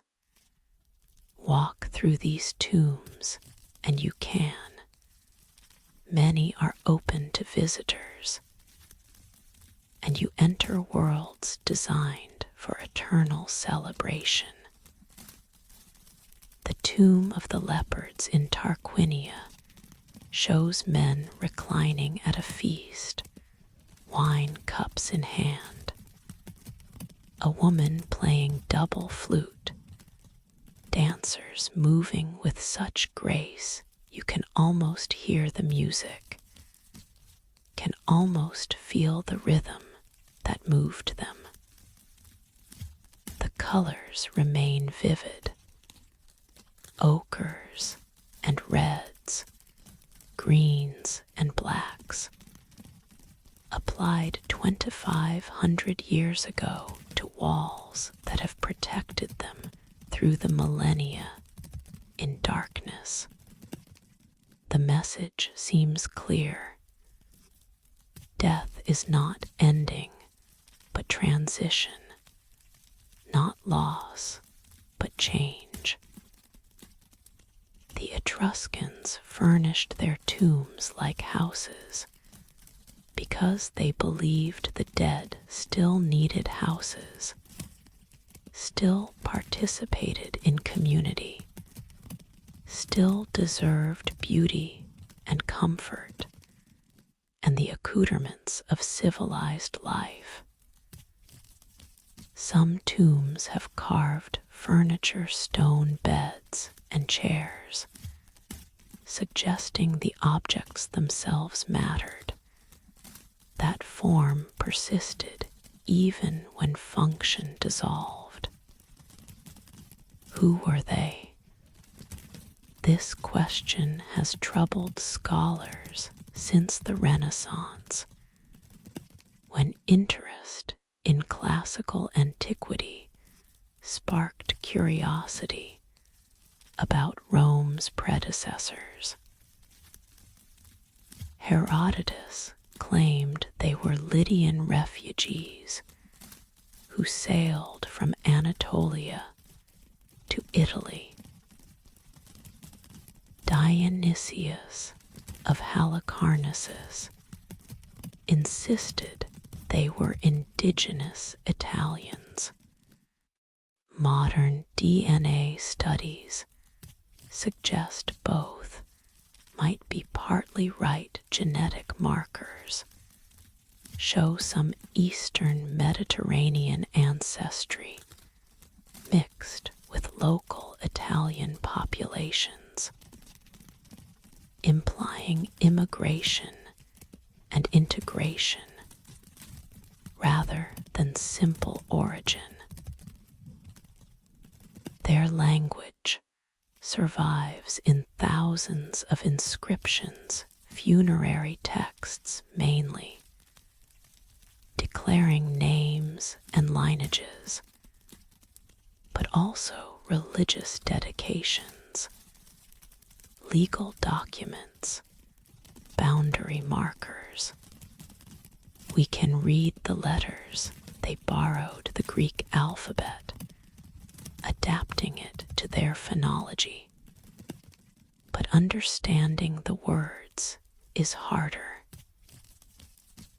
Etruscan is not Indo-European, has no clear relatives among known language families. We understand some vocabulary through comparison with Latin or Greek loanwords, but grammar remains elusive. long texts opaque. The longest Etruscan text is the Liber Linteus, the linen book discovered wrapped around an Egyptian mummy in a Croatian museum. How an Etruscan religious text ended up as mummy wrapping in Egypt remains mysterious. The text appears to be a ritual calendar, listing ceremonies and offerings for various deities, but exact translation eludes us. We recognize the pattern liturgical repetition, formulaic phrases, but precise meaning stays out of reach. What we know of Etruscan culture comes from archaeology and from Roman sources, sometimes reliable, sometimes distorted by bias or simple ignorance. The Romans admired Etruscan religious expertise, particularly augury reading omens in bird flight, lightning, animal entrails. They borrowed Etruscan practices wholesale, creating the position of haruspex, diviners who interpreted signs using Etruscan methods long after the Etruscan language had died. Etruscan art suggests a culture more egalitarian than Rome, at least regarding women. Tomb paintings show couples dining together, unusual in Greek and Roman art, where men feasted while women stayed separate. Sarcophagi show married couples reclining side by side, suggesting partnership rather than male dominance. Women appear as priestesses, as authority figures, as individuals rather than merely as wives and mothers. But we must be careful reading ancient art for social truth. The tombs might represent ideals rather than reality, aspiration rather than actual practice. Still, the contrast with Rome is striking. Etruscan Tanaquil, wife of Rome's fifth king, appears in Roman histories as advisor and power broker, behavior unthinkable for a proper Roman matron. The Etruscan cities were independent, sometimes allied, often competing, never unified into single state like Rome became. This disunity was their weakness when Rome expanded. It conquered them piecemeal, absorbing Veii, then Tarquinia, then others over centuries. The Etruscans sometimes rebelled, but never successfully, never managed the coordination that might have stopped Roman expansion. By the late Republic, Etruria was thoroughly Romanized. The language survived longest in religious contexts, but even there it faded. priests maintaining rituals in words whose meanings they might not fully understand, following forms preserved beyond their content, until eventually even the forms dissolved and nothing remained but archaeological traces and Roman texts describing what had been lost. What haunts about the Etruscans is not violent destruction, but quiet dissolution. They were not massacred, not forcibly silenced, they simply became Roman, their culture absorbed, their identity subsumed. Their grandchildren spoke Latin, worshipped Roman gods with Roman names, thought of themselves as Romans rather than Etruscans, remembered their ancestors' culture only vaguely, as something old-fashioned, superseded, irrelevant to the empire that now defined civilization. This is a gentler kind of forgetting than what catastrophe brings, but perhaps more complete. When a culture is destroyed violently, at least the memory of destruction persists, marking what was lost. When a culture is absorbed, it simply fades, each generation slightly less Etruscan and slightly more Roman, until the transition is complete and no one remembers there was ever a difference. The tomb paintings remain, testifying to lives lived with different assumptions, different values, different ways of being. The banqueters still feast, the dancers still move, the musicians still play instruments we cannot hear, celebrating a culture that persists in these images, but nowhere else.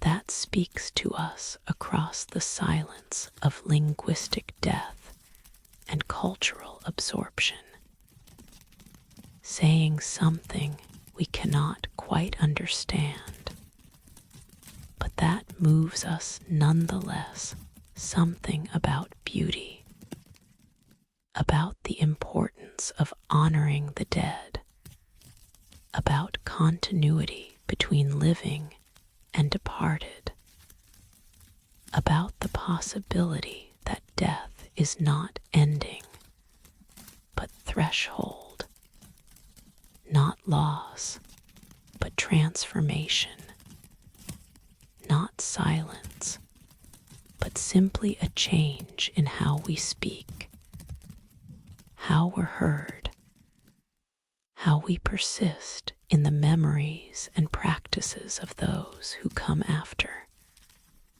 who build on what we left, who become something new that still carries within it traces of what we were, invisible threads connecting past to present, the vanished to those who vanished them, the Etruscans to the Romans, to all of us who stand in the tombs now, looking at paintings that glow in electric light instead of oil lamps, asking questions the painted figures cannot answer, honoring through our attention what time has dissolved, giving presence to absence through the act of remembering,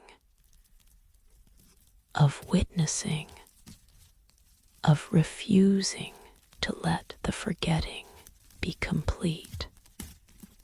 The Mississippi River flows past East St. Louis, wide and brown and patient, carrying the accumulated waters of a continent toward the Gulf of Mexico. On the Illinois side, in the floodplain where cornfields and suburbs now spread, a massive earthwork rises. Monk's Mound, largest pre-Columbian structure north of Mexico, covering 14 acres at its base, standing 100 feet above the surrounding plain. This is Cahokia, and most Americans have never heard of it. Yet at its peak, around 1050 CE, it was larger than London, more populous than Paris. 20,000 people, conservative estimates, lived in the city proper, with thousands more in satellite communities spreading across the region. It was a metropolis, an urban center with all the complexity that implies: social hierarchy, craft specialization, long-distance trade, monumental architecture, political organization, sophisticated enough to coordinate massive construction projects. The mound is the most visible remnant, but archaeology reveals much more. Beneath suburbs and highways, ground-penetrating radar detects the outlines of plazas, circular arrangements of wooden posts, wood hinges that tracked solar alignments, platforms for temples and elite residences, evidence of neighborhoods organized by craft and status. At its center was the Grand Plaza, larger than 30 football fields, carefully leveled and maintained, site of ceremonies and markets, gatherings that would have drawn the whole urban population. Imagine the spectacle. Thousands assembled, drums beating, priests atop the mounds performing rituals we can only speculate about.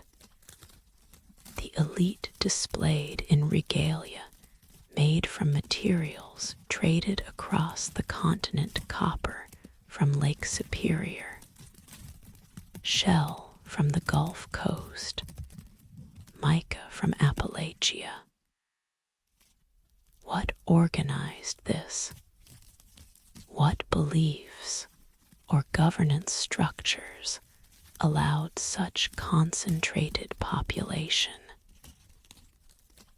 The usual term is chiefdom, not quite a state, not quite tribal, something in between, where hereditary leadership combined with religious authority to create hierarchy without the written laws and bureaucracies of true states. But evidence suggests something darker beneath the ceremonial splendor. Mound 72 a smaller structure contained mass burials. Over 50 young women in their teens and 20s, arranged in layers, many showing signs of strangulation or ritual killing. Another grave held a man lying on a blanket of 20,000 shell beads, surrounded by arrowheads and ritual objects, his body accompanied by several other individuals, also sacrificed. The interpretation is uncomfortable but compelling.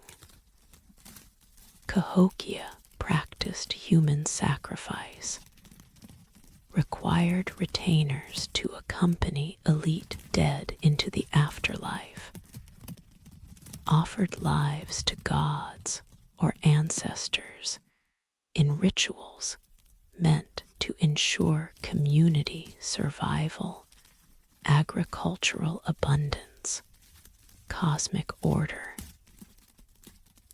This changes our picture of pre-Columbian North America. The myth of noble savages living in harmony with nature dissolves before evidence of complex, stratified, sometimes brutal societies.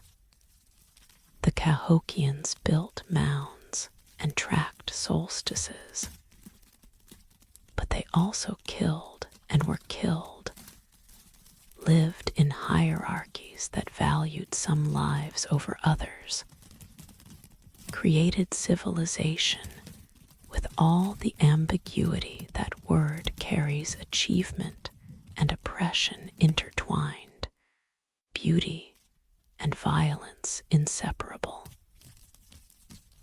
Around 1350 CE, Cahokia was abandoned. The mounds remained, but the population dispersed, spreading into the countryside, breaking into smaller communities, leaving the great city to slowly erode. Why? The theories multiply.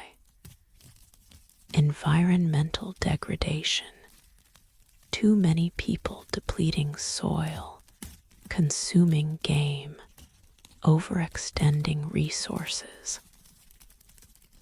Climate change making agriculture less reliable. Internal conflict or conquest by rivals.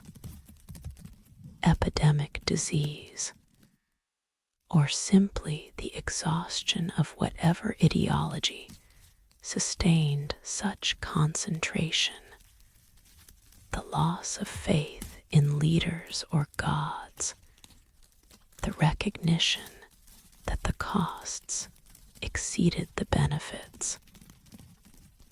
The abandonment left no written record, no explanation in language we can read. The Cahokians had no writing system, their knowledge was oral. Their records kept through memory and ritual, passed from generation to generation, until the tradition broke and the memory dissolved. By the time Europeans arrived, Cahokia was already ancient ruin, its origins forgotten by the native peoples who inhabited the region. Early American settlers plowed over smaller mounds, used them for filled dirt, built over the traces without knowing what they destroyed. Monk's Mound survived partly by accident, partly because a Trappist monastery briefly used it in the early 1800s, giving it the name it bears today. Modern archaeology has slowly reconstructed what was lost. The scale of the city, the sophistication of its planning, the trade networks connecting it to regions hundreds of miles away, the social complexity required to organize and maintain such an urban center. Yet, enormous questions remain. What language did they speak? We assume a Siouan or possibly Algonquian language, but we cannot know. What stories did they tell about the mounds, about their gods, about the cosmos? What were their names for the city, for the river, for the plazas where they gathered? All this is gone, dissolved into the forgetting that claims cultures without writing, without direct descendants who maintained the tradition. Standing atop Monk's Mound today, looking across the expanse of floodplain, you can barely imagine what was. Highways cut through where neighborhoods stood. A highway system loops where the ancient city spread. The smaller mounds have been mostly destroyed, their earth redistributed, their shapes erased. But archaeology continues, careful excavation recovering fragments, slowly building a picture of Cahokian life. Each dig season adds details, the types of pottery they made, the food they ate, the houses they built, the burials they conducted. The picture grows more complete, yet remains frustratingly partial, like a jigsaw puzzle, missing most of its pieces, letting us see enough to know something magnificent existed here, but not enough to fully understand it. The lesson of Cahokia is humility recognition, that civilizations rise and fall, leaving barely a trace, that North America had urban centers long before European contact, that forgetting can be so complete that even nearby descendants lost the memory of what their ancestors achieved. But perhaps there's another lesson, quieter and more hopeful, that humans everywhere, given opportunity, build cities, create beauty, organize complexity, reach toward transcendence through monumental architecture and communal ceremony. Cahokia was not unique in its ambitions, only in its erasure, only in the thoroughness with which its story was forgotten.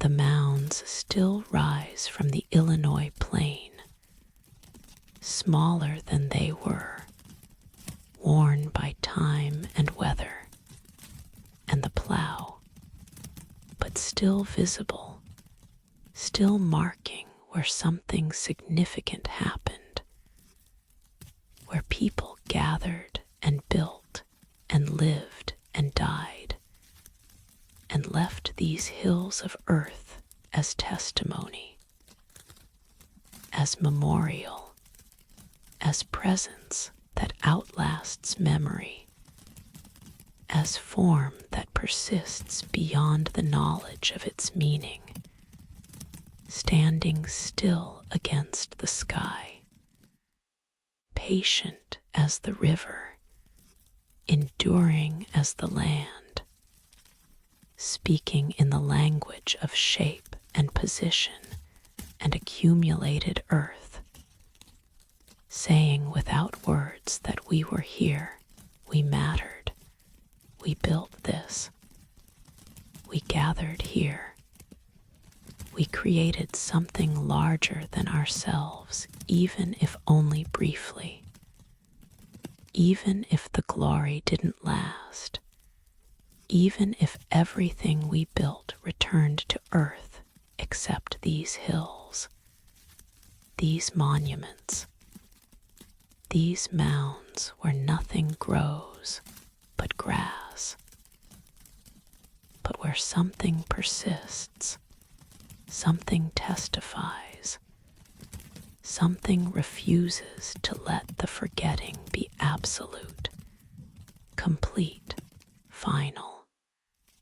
Sleep with the image of Monk's Mound at sunset, its shadow extending across the floodplain, the Mississippi flowing past as it flowed when Cahokia flourished, the stars appearing as they appeared to the astronomers who built the wood henges to track them, the land holding memory even when humans forget, the earth itself becoming the archive, becoming the testimony, becoming the voice that speaks of what was built and what was lost and what endures.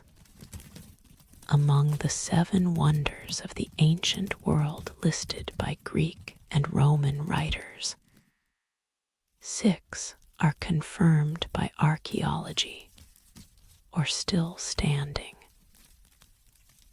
The Great Pyramid of Giza endures, monument to Egyptian ambition and mathematics, and the labor of thousands. The Temple of Artemis and the mausoleum at Halicarnassus left foundations, fragments, enough to confirm they existed even if they don't exist now. The Colossus of Rhodes fell in earthquake, but ancient accounts describe it clearly enough. The lighthouse of Alexandria collapsed, but left remains beneath Mediterranean waters. The statue of Zeus was taken to Constantinople, where fire consumed it, but its appearance is documented in coins and descriptions. Only one wonder remains disputed, exists perhaps only in imagination. The hanging gardens of Babylon, the gardens that supposedly cascaded from terraces 7 to 5 feet high, watered by chain pumps lifting water from the Euphrates, creating impossible verdancy in Mesopotamian desert, built by Nebuchadnezzar II for his Median wife Amedes, who who missed the green mountains of her homeland. The description comes from Greek sources. Strabo, Philo of Byzantium, Diodorus Siculus, writers who never saw the gardens themselves, but reported what travelers told them, what earlier accounts described. They paint a consistent picture. Ascending terraces planted with trees and flowers, sophisticated irrigation engineering, a paradise created through technology and devotion, beauty that demonstrated Babylonian power and sophistication. But Babylonian sources mention no such gardens. Nebuchadnezzar's own inscriptions list his building projects in detail: the Ishtar Gate with its glazed brick animals, the walls that made Babylon impregnable, temples to Marduk and other deities.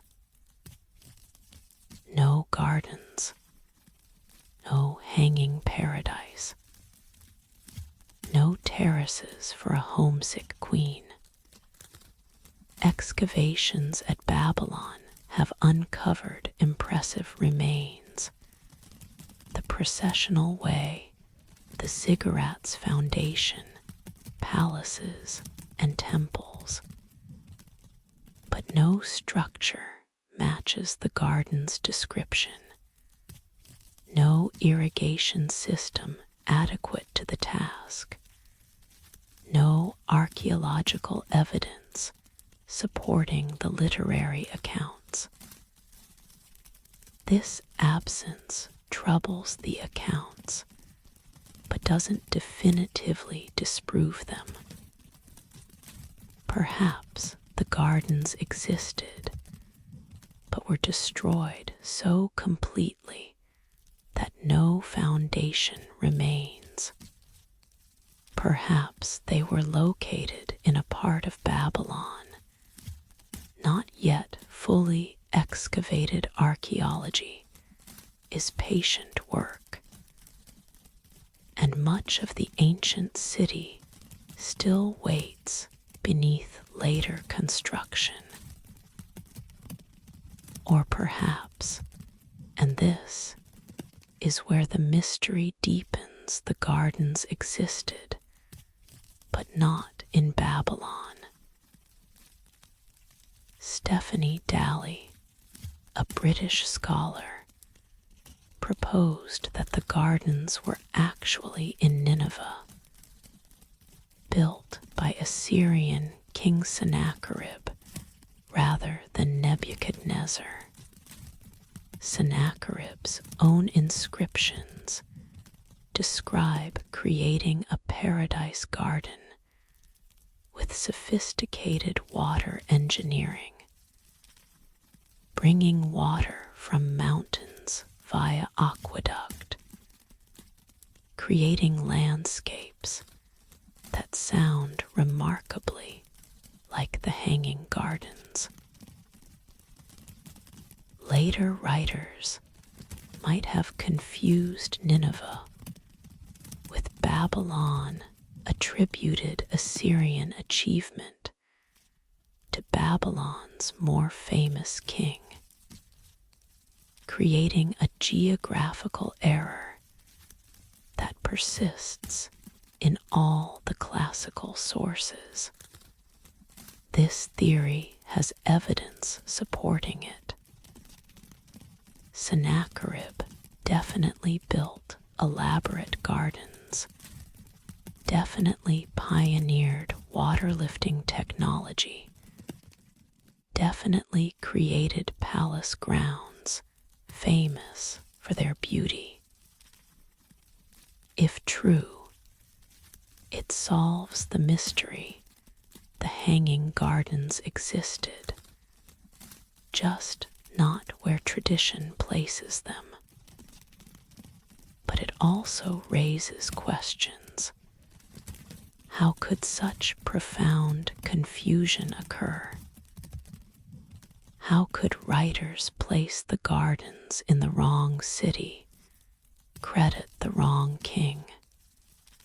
The answer might be that, after Nineveh's destruction in 612 BCE, its achievements were forgotten or absorbed into Babylon's mythology. Its gardens attributed to the more enduring city, to the king whose name became synonymous with Mesopotamian power.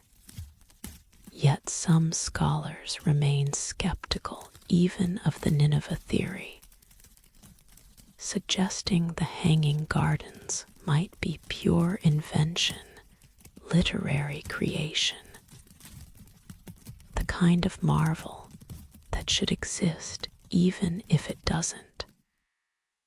Expression of what seems possible, what power should create, what love should inspire. After all, the idea is romantic, almost to the point of cliché. A king builds a green mountain for his homesick wife, transforming desert into paradise through engineering and devotion.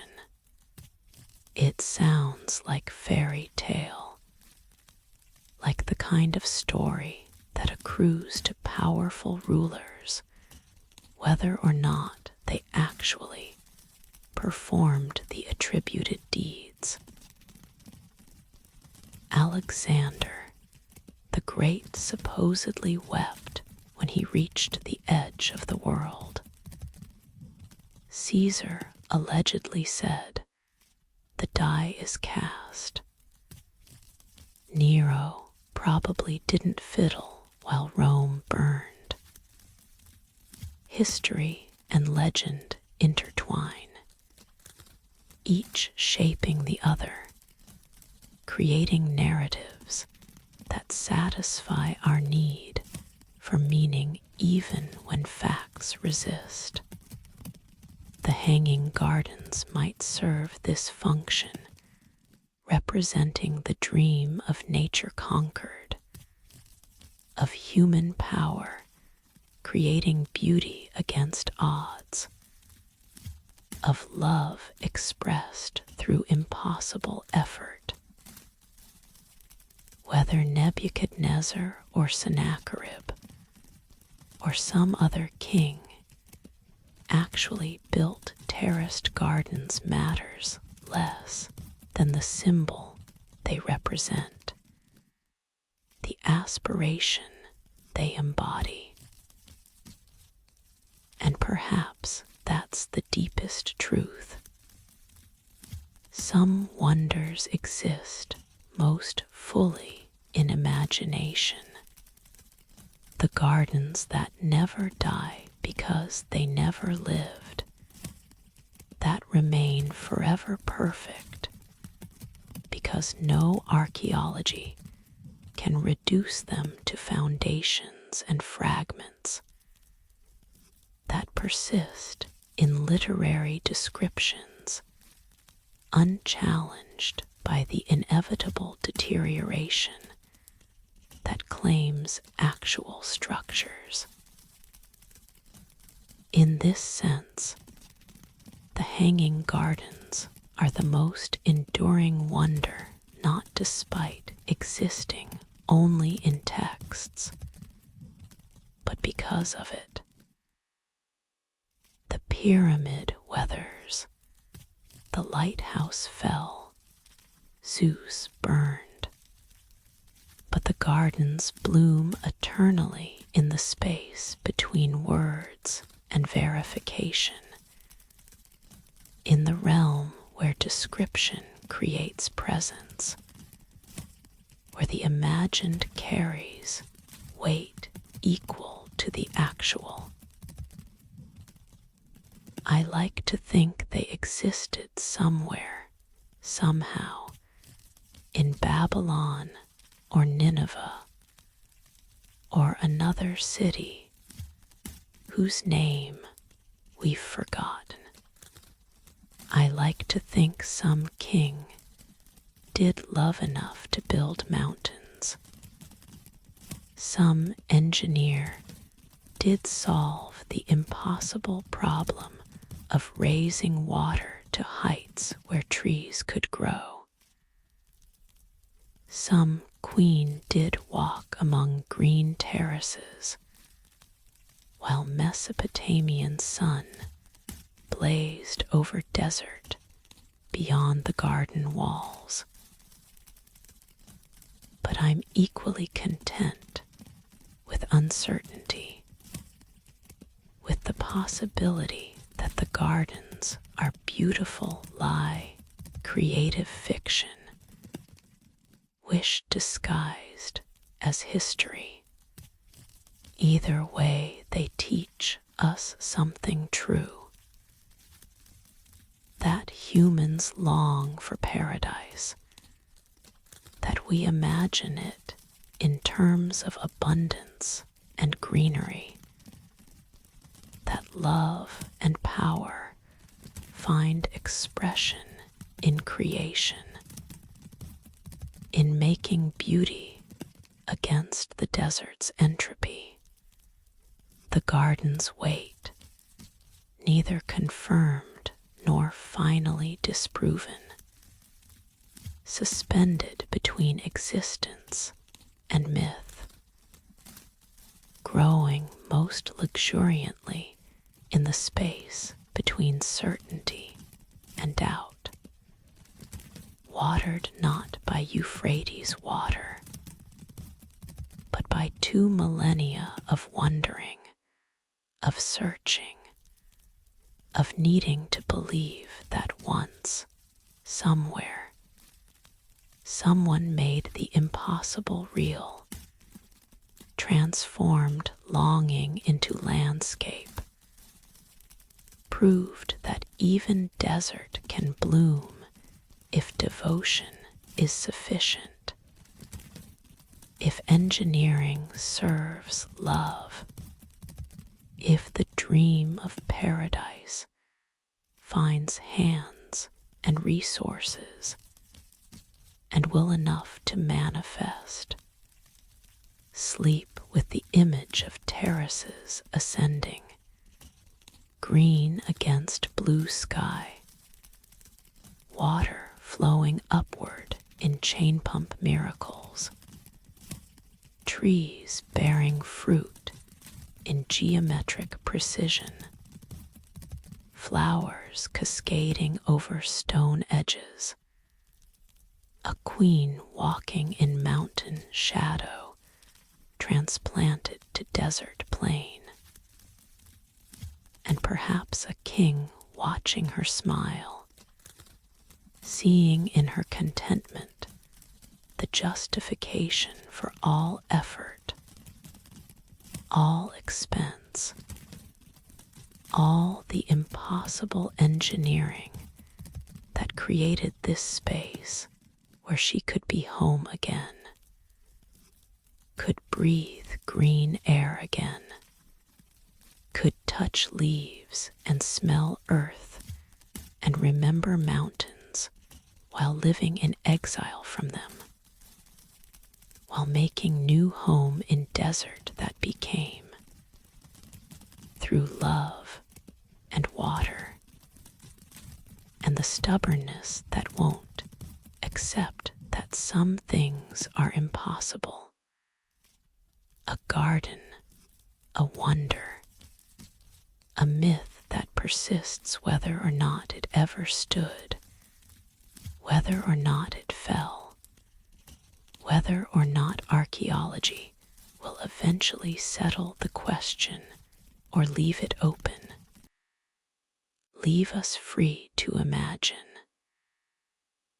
Leave the gardens growing in the only place they definitely exist in the stories we tell, in the possibilities we entertain, in the space between what was and what we wish had been, where wonders bloom eternal, and the only rain is wonder itself, falling gently on the mind that contemplates mystery, that holds uncertainty, that refuses to insist on knowing when not knowing leaves room for beauty, for hope, for the persistent dream that somewhere, somehow, the impossible was achieved, and paradise, however briefly,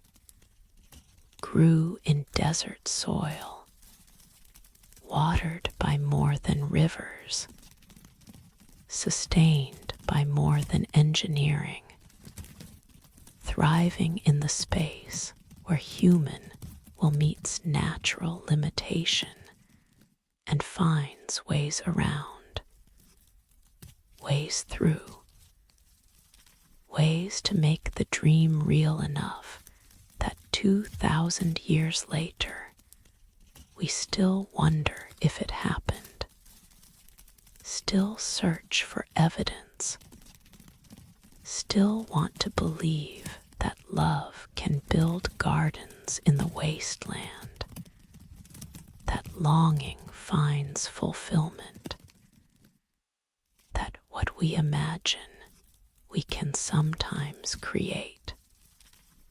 In Plato's dialogues, the philosopher Critias tells a story his great-grandfather heard from Solon, who heard it from Egyptian priests in sighs. 9,000 years before, there existed an island empire called Atlantis, powerful beyond measure, technologically advanced, ruled by kings descended from Poseidon himself. The island lay beyond the pillars of Hercules, the Strait of Gibraltar, in the Atlantic Ocean.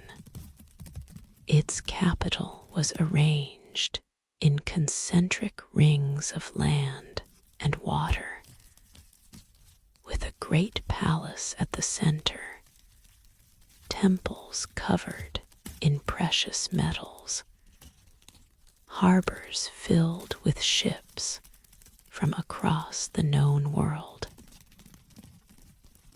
The Atlanteans controlled territories in Africa and Europe, their empire rivaling all others in wealth and military might. But they grew corrupt. The divine blood in their royal lineage became diluted through intermarriage with mortals. Their virtue declined. They became prideful and aggressive, attempting to conquer Athens and Egypt. Zeus, seeing their moral degradation, decided to punish them. In a single day and night of catastrophe, earthquakes, and floods of extraordinary violence, Atlantis sank beneath the waves, taking its civilization, its people, its knowledge with it into the deep. Plato presents this as historical account, a true story preserved in Egyptian temple archives and passed down through generations. But scholars ancient and modern have suspected it's philosophical fiction, allegory rather than history. Atlantis represents what happens when civilization achieves power without wisdom, when technical advancement outpaces moral development, when human hubris challenges divine order. The story serves Plato's philosophical purposes too perfectly for many to believe it's coincidental. Atlantis demonstrates the thesis that justice is strength, that moral corruption leads to inevitable destruction, that cities must be founded on virtue or they will fall. It's a cautionary tale, a thought experiment, political philosophy disguised as history. Yet for 2,000 years, people have searched for Atlantis as if it were real, as if somewhere beneath waves or sand the lost empire waits to be discovered. Ignatius Donnelly's 1882 book, Atlantis. The antediluvian world sparked modern Atlantis mania, proposing that the island existed in the mid-Atlantic, that its destruction explained flood myths in multiple cultures, that its survivors seeded civilizations in Egypt, Mesoamerica, and elsewhere, explaining similarities in pyramid building and astronomical knowledge. The theory requires ignoring geology. There's no land mass in the mid-Atlantic that could have sunk in the time frame Plato describes. No mechanism for an island to disappear without leaving traces on the ocean floor. But Donnelly's work inspired countless others. Atlantis relocated to Antarctica, to Bimini, to the Mediterranean, to wherever unexplained archaeological sites or underwater formations could be interpreted as evidence. The Egyptian connection. Plato claimed his source was Egyptian, and Egypt does have records extending further back than most civilizations. But no Egyptian text mentions Atlantis. No temple archive preserves the story Plato claims Egyptian priests told Solon. The absence is telling. If Atlantis were real and Egyptian priests preserved the account, why does it appear nowhere in Egyptian sources? The Manon connection. The most plausible historical basis for Atlantis is Manon, Crete, specifically the volcanic island of Thera Santorini. Around 1600 BCE, Thera exploded in one of history's largest volcanic eruptions, destroying known settlements on the island, generating tsunamis that damaged Crete itself. Minoan civilization declined afterward, perhaps weakened enough for Mycenaean conquest. The parallels are suggestive.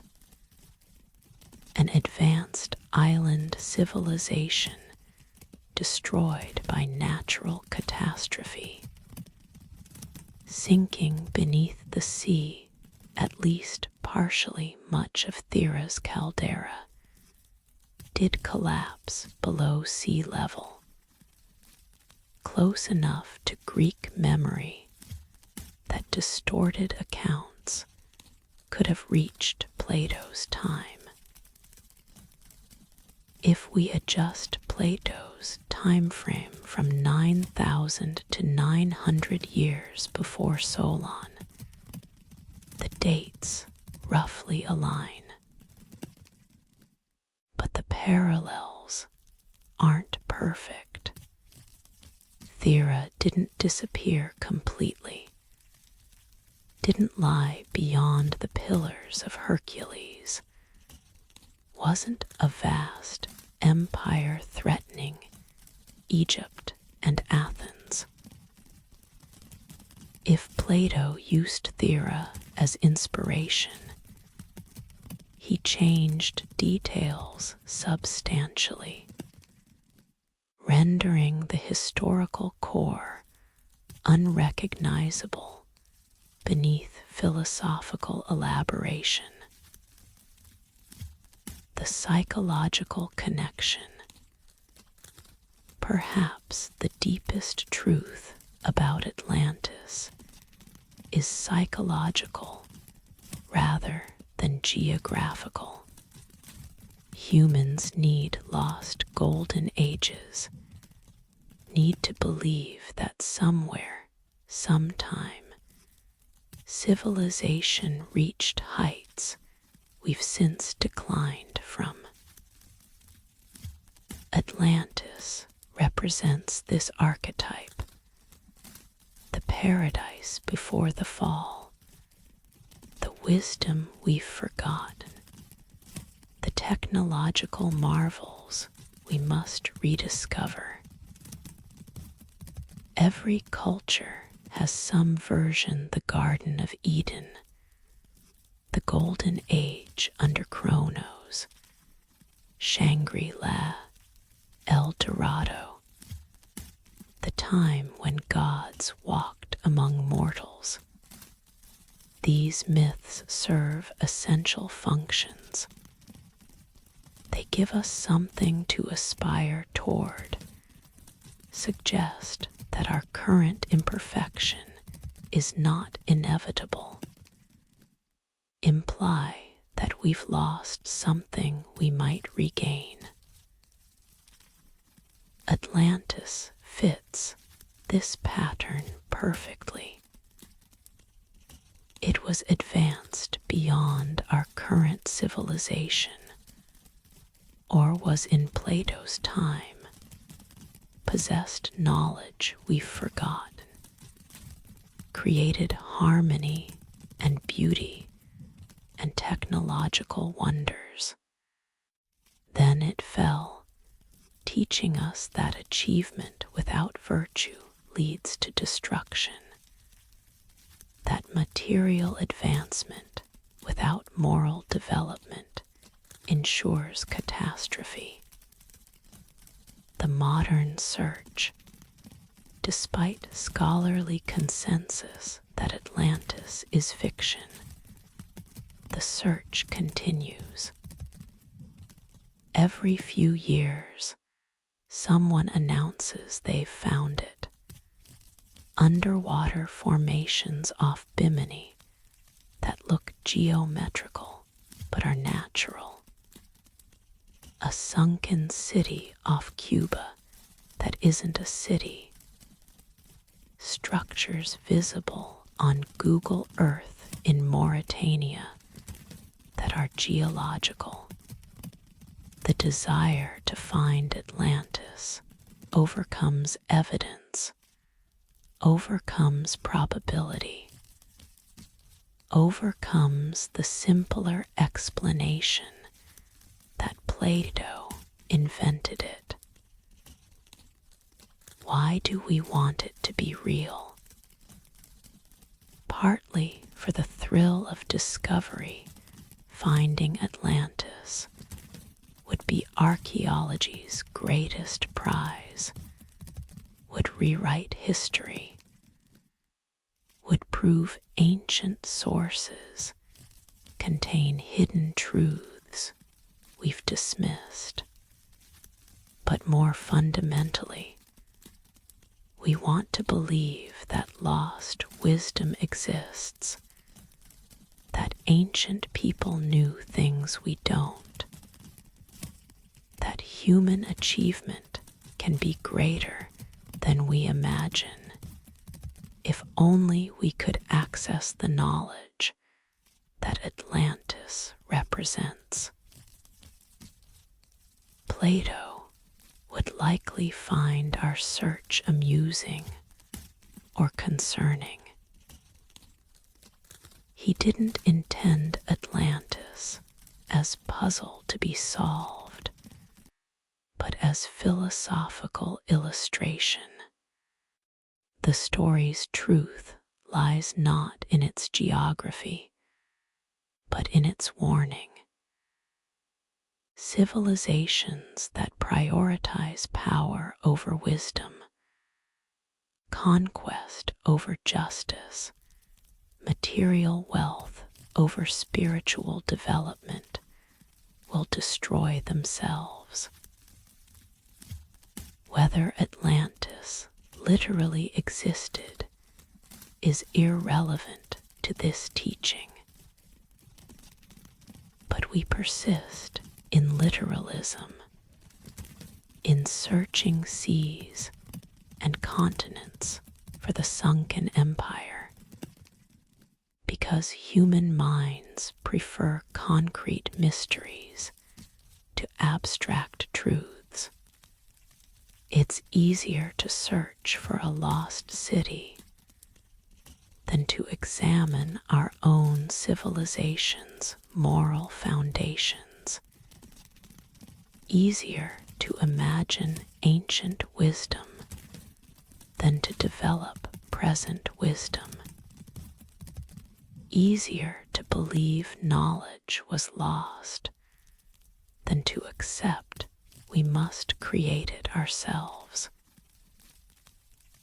So, Atlantis lives most fully in imagination, in the space between Plato's text and our longing for it to be real. It sinks and rises with each generation's hopes, each era's needs, always just beyond confirmation, always just possible enough to justify searching, always teaching through its absence what it could never teach through presence, that we are responsible for our own wisdom, that past civilizations cannot save us, that the knowledge we need must be earned rather than discovered, that Atlantis was never a place but an idea, never geography but philosophy, never lost history but perpetual possibility.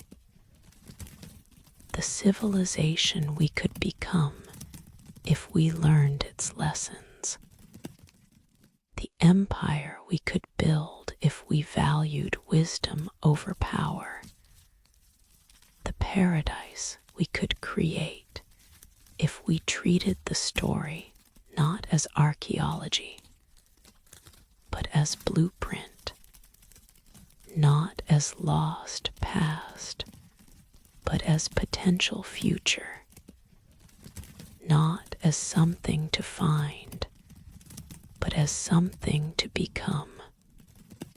In the Catherine Palace, outside St. Petersburg, craftsmen in the 18th century created something that seemed to capture light itself, to hold sunshine in panels of fossilized resin. The amber room was 6 tons of amber panels, backed with gold leaf and mirrors, fitted together like a 3-dimensional puzzle, covering the walls of a chamber 20 feet square. Walking into, it must have felt like entering the sun-warm golden light, glowing from every surface, honey colors shifting from pale cream to deep orange, Baroque carvings creating depth and shadow within the translucent panels. The amber came from the Baltic, where ancient pine forests dripped resin that hardened over millions of years into gems, holding prehistoric insects, plant fragments, tiny windows into ecosystems that existed before humans. The panels were carved in Berlin starting in 1701, a gift from Prussian King Friedrich Wilhelm I to Peter the Great, cemented alliance between Prussia and Russia. The room was installed in the Winter House in St. Petersburg, later moved to the Catherine Palace, where it became centerpiece of royal splendor, the 8th wonder of the world visitors claimed, a room unlike anything else on earth. Then came war. When Nazi forces invaded the Soviet Union in 1941, officials tried to evacuate the palace's treasures, but the amber room posed unique problems.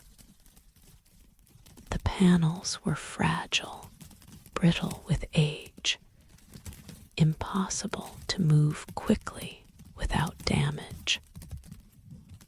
They tried to hide it instead, covering the walls with wallpaper, hoping the soldiers wouldn't notice the treasure beneath. They noticed. German troops recognized the amber, knew its value and its German origins. They carefully dismantled the room, packed it in crates, shipped it to Königsberg Castle in East Prussia, where it was reinstalled in the castle museum, reclaiming what Prussia had given Russia 2 centuries before. For 3 years it remained there, displayed to privileged viewers, photographed in its new location, still intact, still glowing. Then the war turned. Soviet forces advanced. Königsberg came under siege, under bombardment. The castle burned, and the amber room vanished. What happened in those final chaotic proliferate, but evidence is scarce. Perhaps the room burned in the castle fire, amber being organic, vulnerable to heat, likely consumed when flames swept through the museum. Perhaps it was evacuated before the siege, packed again into crates, hidden in mine shafts or bunkers or shipwrecks where it still waits. Perhaps it was broken up, sold piecemeal to collectors, scattered across the world in fragments, no longer a room, but splinters of amber in private hands. Over decades, a few panels surfaced, seized from dealers who claimed innocent purchase from unnamed sources. Each recovery prompted hope that more remained, that the room might be partially reconstructible. But the vast majority, the tons of carved amber that made the room extraordinary, never reappeared. Searches became obsessions for some. Treasure hunters excavated supposed hiding places across Germany and Poland. Every lead was pursued. Deathbed confessions, cryptic letters, rumors of sealed bunkers or walled-up mine tunnels. Nothing led to the amber room. Either the searchers looked in wrong places, or the room truly was destroyed, consumed by fire that left no trace except ash too thoroughly mixed with other rubble to identify. In the 1980s, the Soviet government, later the Russian Federation, undertook to rebuild the room from scratch. Using old photographs, using fragments recovered over the years, using amber from the same Baltic sources, craftsmen spent 20 years carving new panels, recreating Baroque reliefs, assembling the puzzle again. The reconstructed amber room opened in 2003, installed in the same Catherine Palace chamber the original occupied. Its beautiful visitors gasp when entering, dazzled by the golden glow, by the intricacy of the carving, by the sheer improbability of walls made from fossilized tree resin. But it's not the original. It can't hold the same history, can't have witnessed the same centuries, can't contain within its substance the labor of the original craftsmen who worked when techniques and tools were different, when the amber itself was younger, less brittle, more forgiving of the chisel. The original, if it survives, rests somewhere unknown, crated and forgotten, or buried beneath rubble, or truly destroyed, reduced to the carbon it began as, returned to elements. We cannot know. The amber room has become Schrödinger's treasure, simultaneously existing and destroyed, until observation collapses the probability into certainty. Except observation never comes. The crates never open. The mine shafts remain sealed or are empty.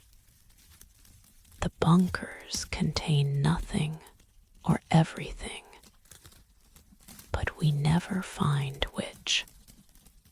What the amber room teaches in its absence is about fragility, how the most beautiful things are often most vulnerable, how preserving beauty requires not just creating it, but maintaining conditions for survival, how war destroys indiscriminately, consuming treasures along with lives, beauty along with function, the irreplaceable along with the ordinary.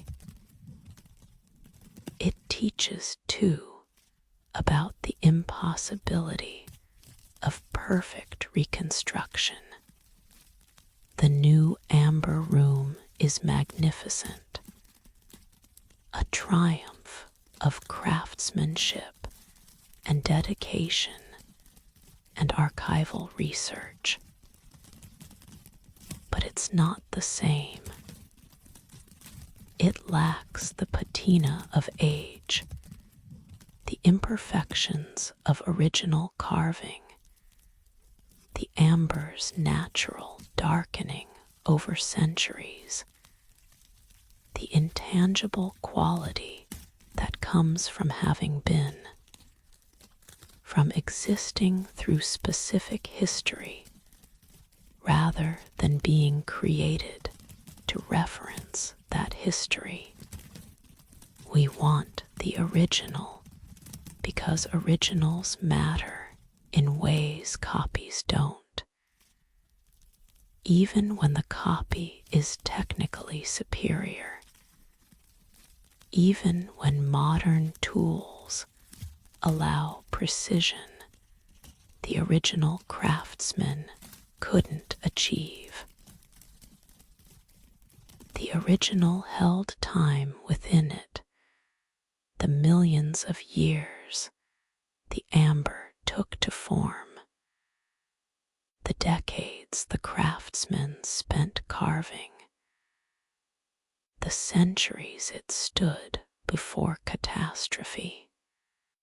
The copy holds only our longing for what was lost, our attempt to restore what cannot be restored, because time only moves forward, because what is destroyed stays destroyed even when we rebuild it, because amber can be shaped again, but the original amber room, if it burned, is gone as completely as the prehistoric forests that dripped the resin, as vanished as the insects suspended in the ancient amber, as irretrievable as any past moment once it dissolves into the flow of time that carries everything forward, away from what was, toward what will be, leaving us with memory and reconstruction, and the permanent ache of knowing that something beautiful existed briefly, and then didn't, that preservation failed, that war consumed, that the room glowing with captured sunlight went dark, and will not be lit again with the same light. The same amber, the same history, though we rebuild it, though we search for it, though we refuse to accept that some losses are absolute, some destruction final, some beauty irrecoverable, except in the photographs that show it as it was, in the stories that describe it, in the human capacity to mourn what's lost and honor it through remembrance, through reconstruction, through the refusal to let the forgetting be complete, even when the thing itself is gone, even when the amber has returned to ash or rests in darkness we cannot penetrate, even when the room exists only in the space between memory and hope, between what was and what we wish still was, glowing in imagination with a light that never fades, because it never truly existed in the way physical things exist, but instead exists in the realm of loss and longing, of beauty remembered and beauty destroyed, of treasures that survive their destruction by living in the minds of those who mourn them, who search for them, who rebuild them knowing the rebuilding is both triumph and admission of defeat, both preservation and proof of loss, both continuation and acknowledgement that the original is gone, somewhere, somehow, lost to time or war or simple entropy. The room where amber held the sun, now holding only absence, only the question of where it went.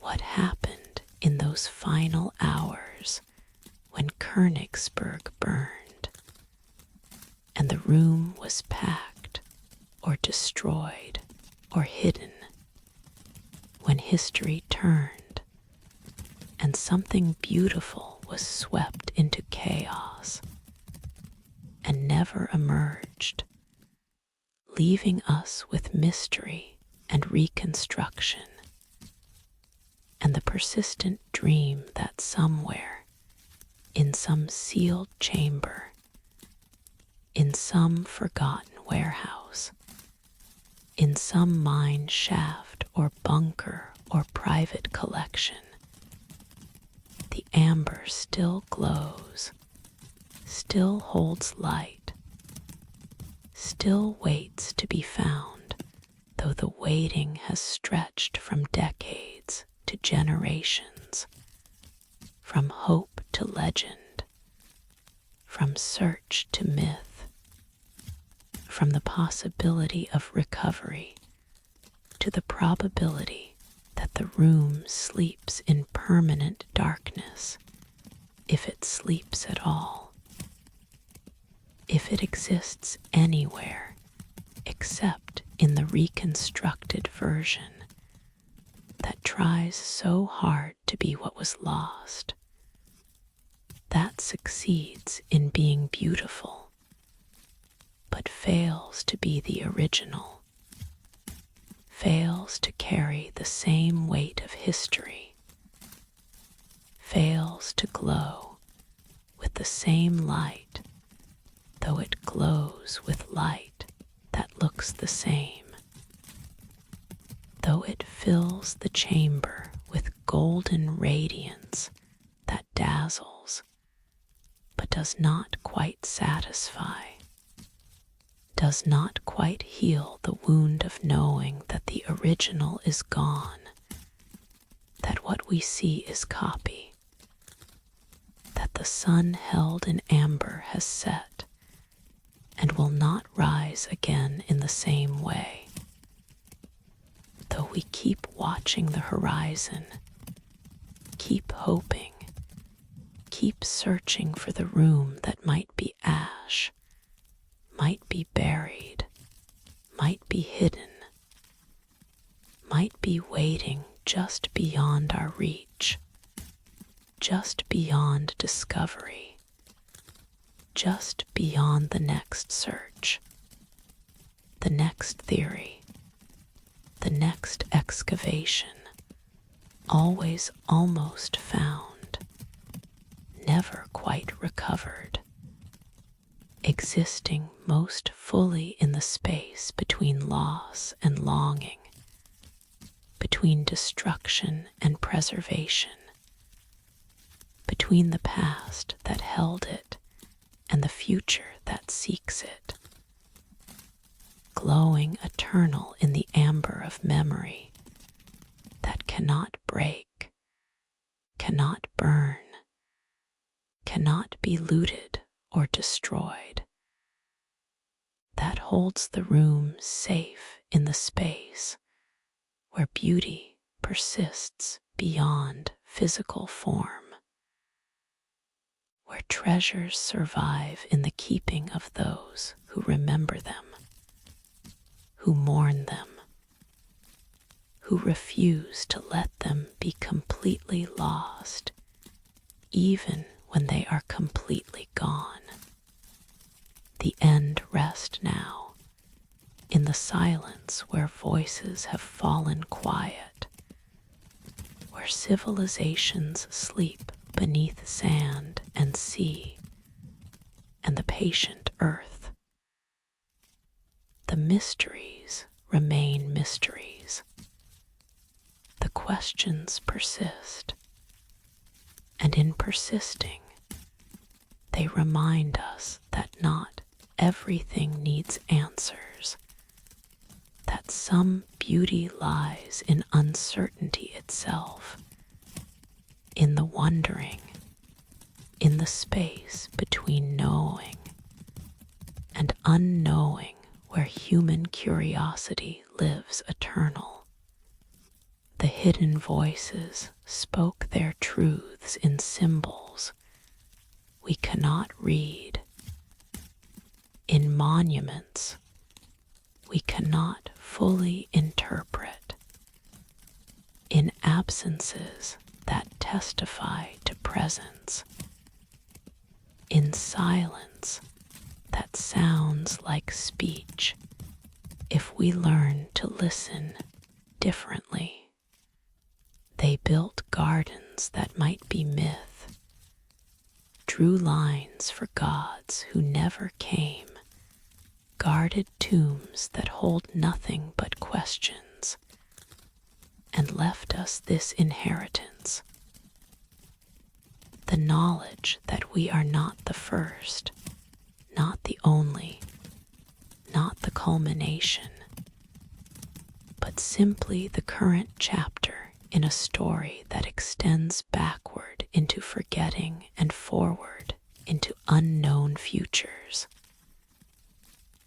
Sleep well among the ruins and the reconstructions, the found and the lost, the explained and the inexplicable.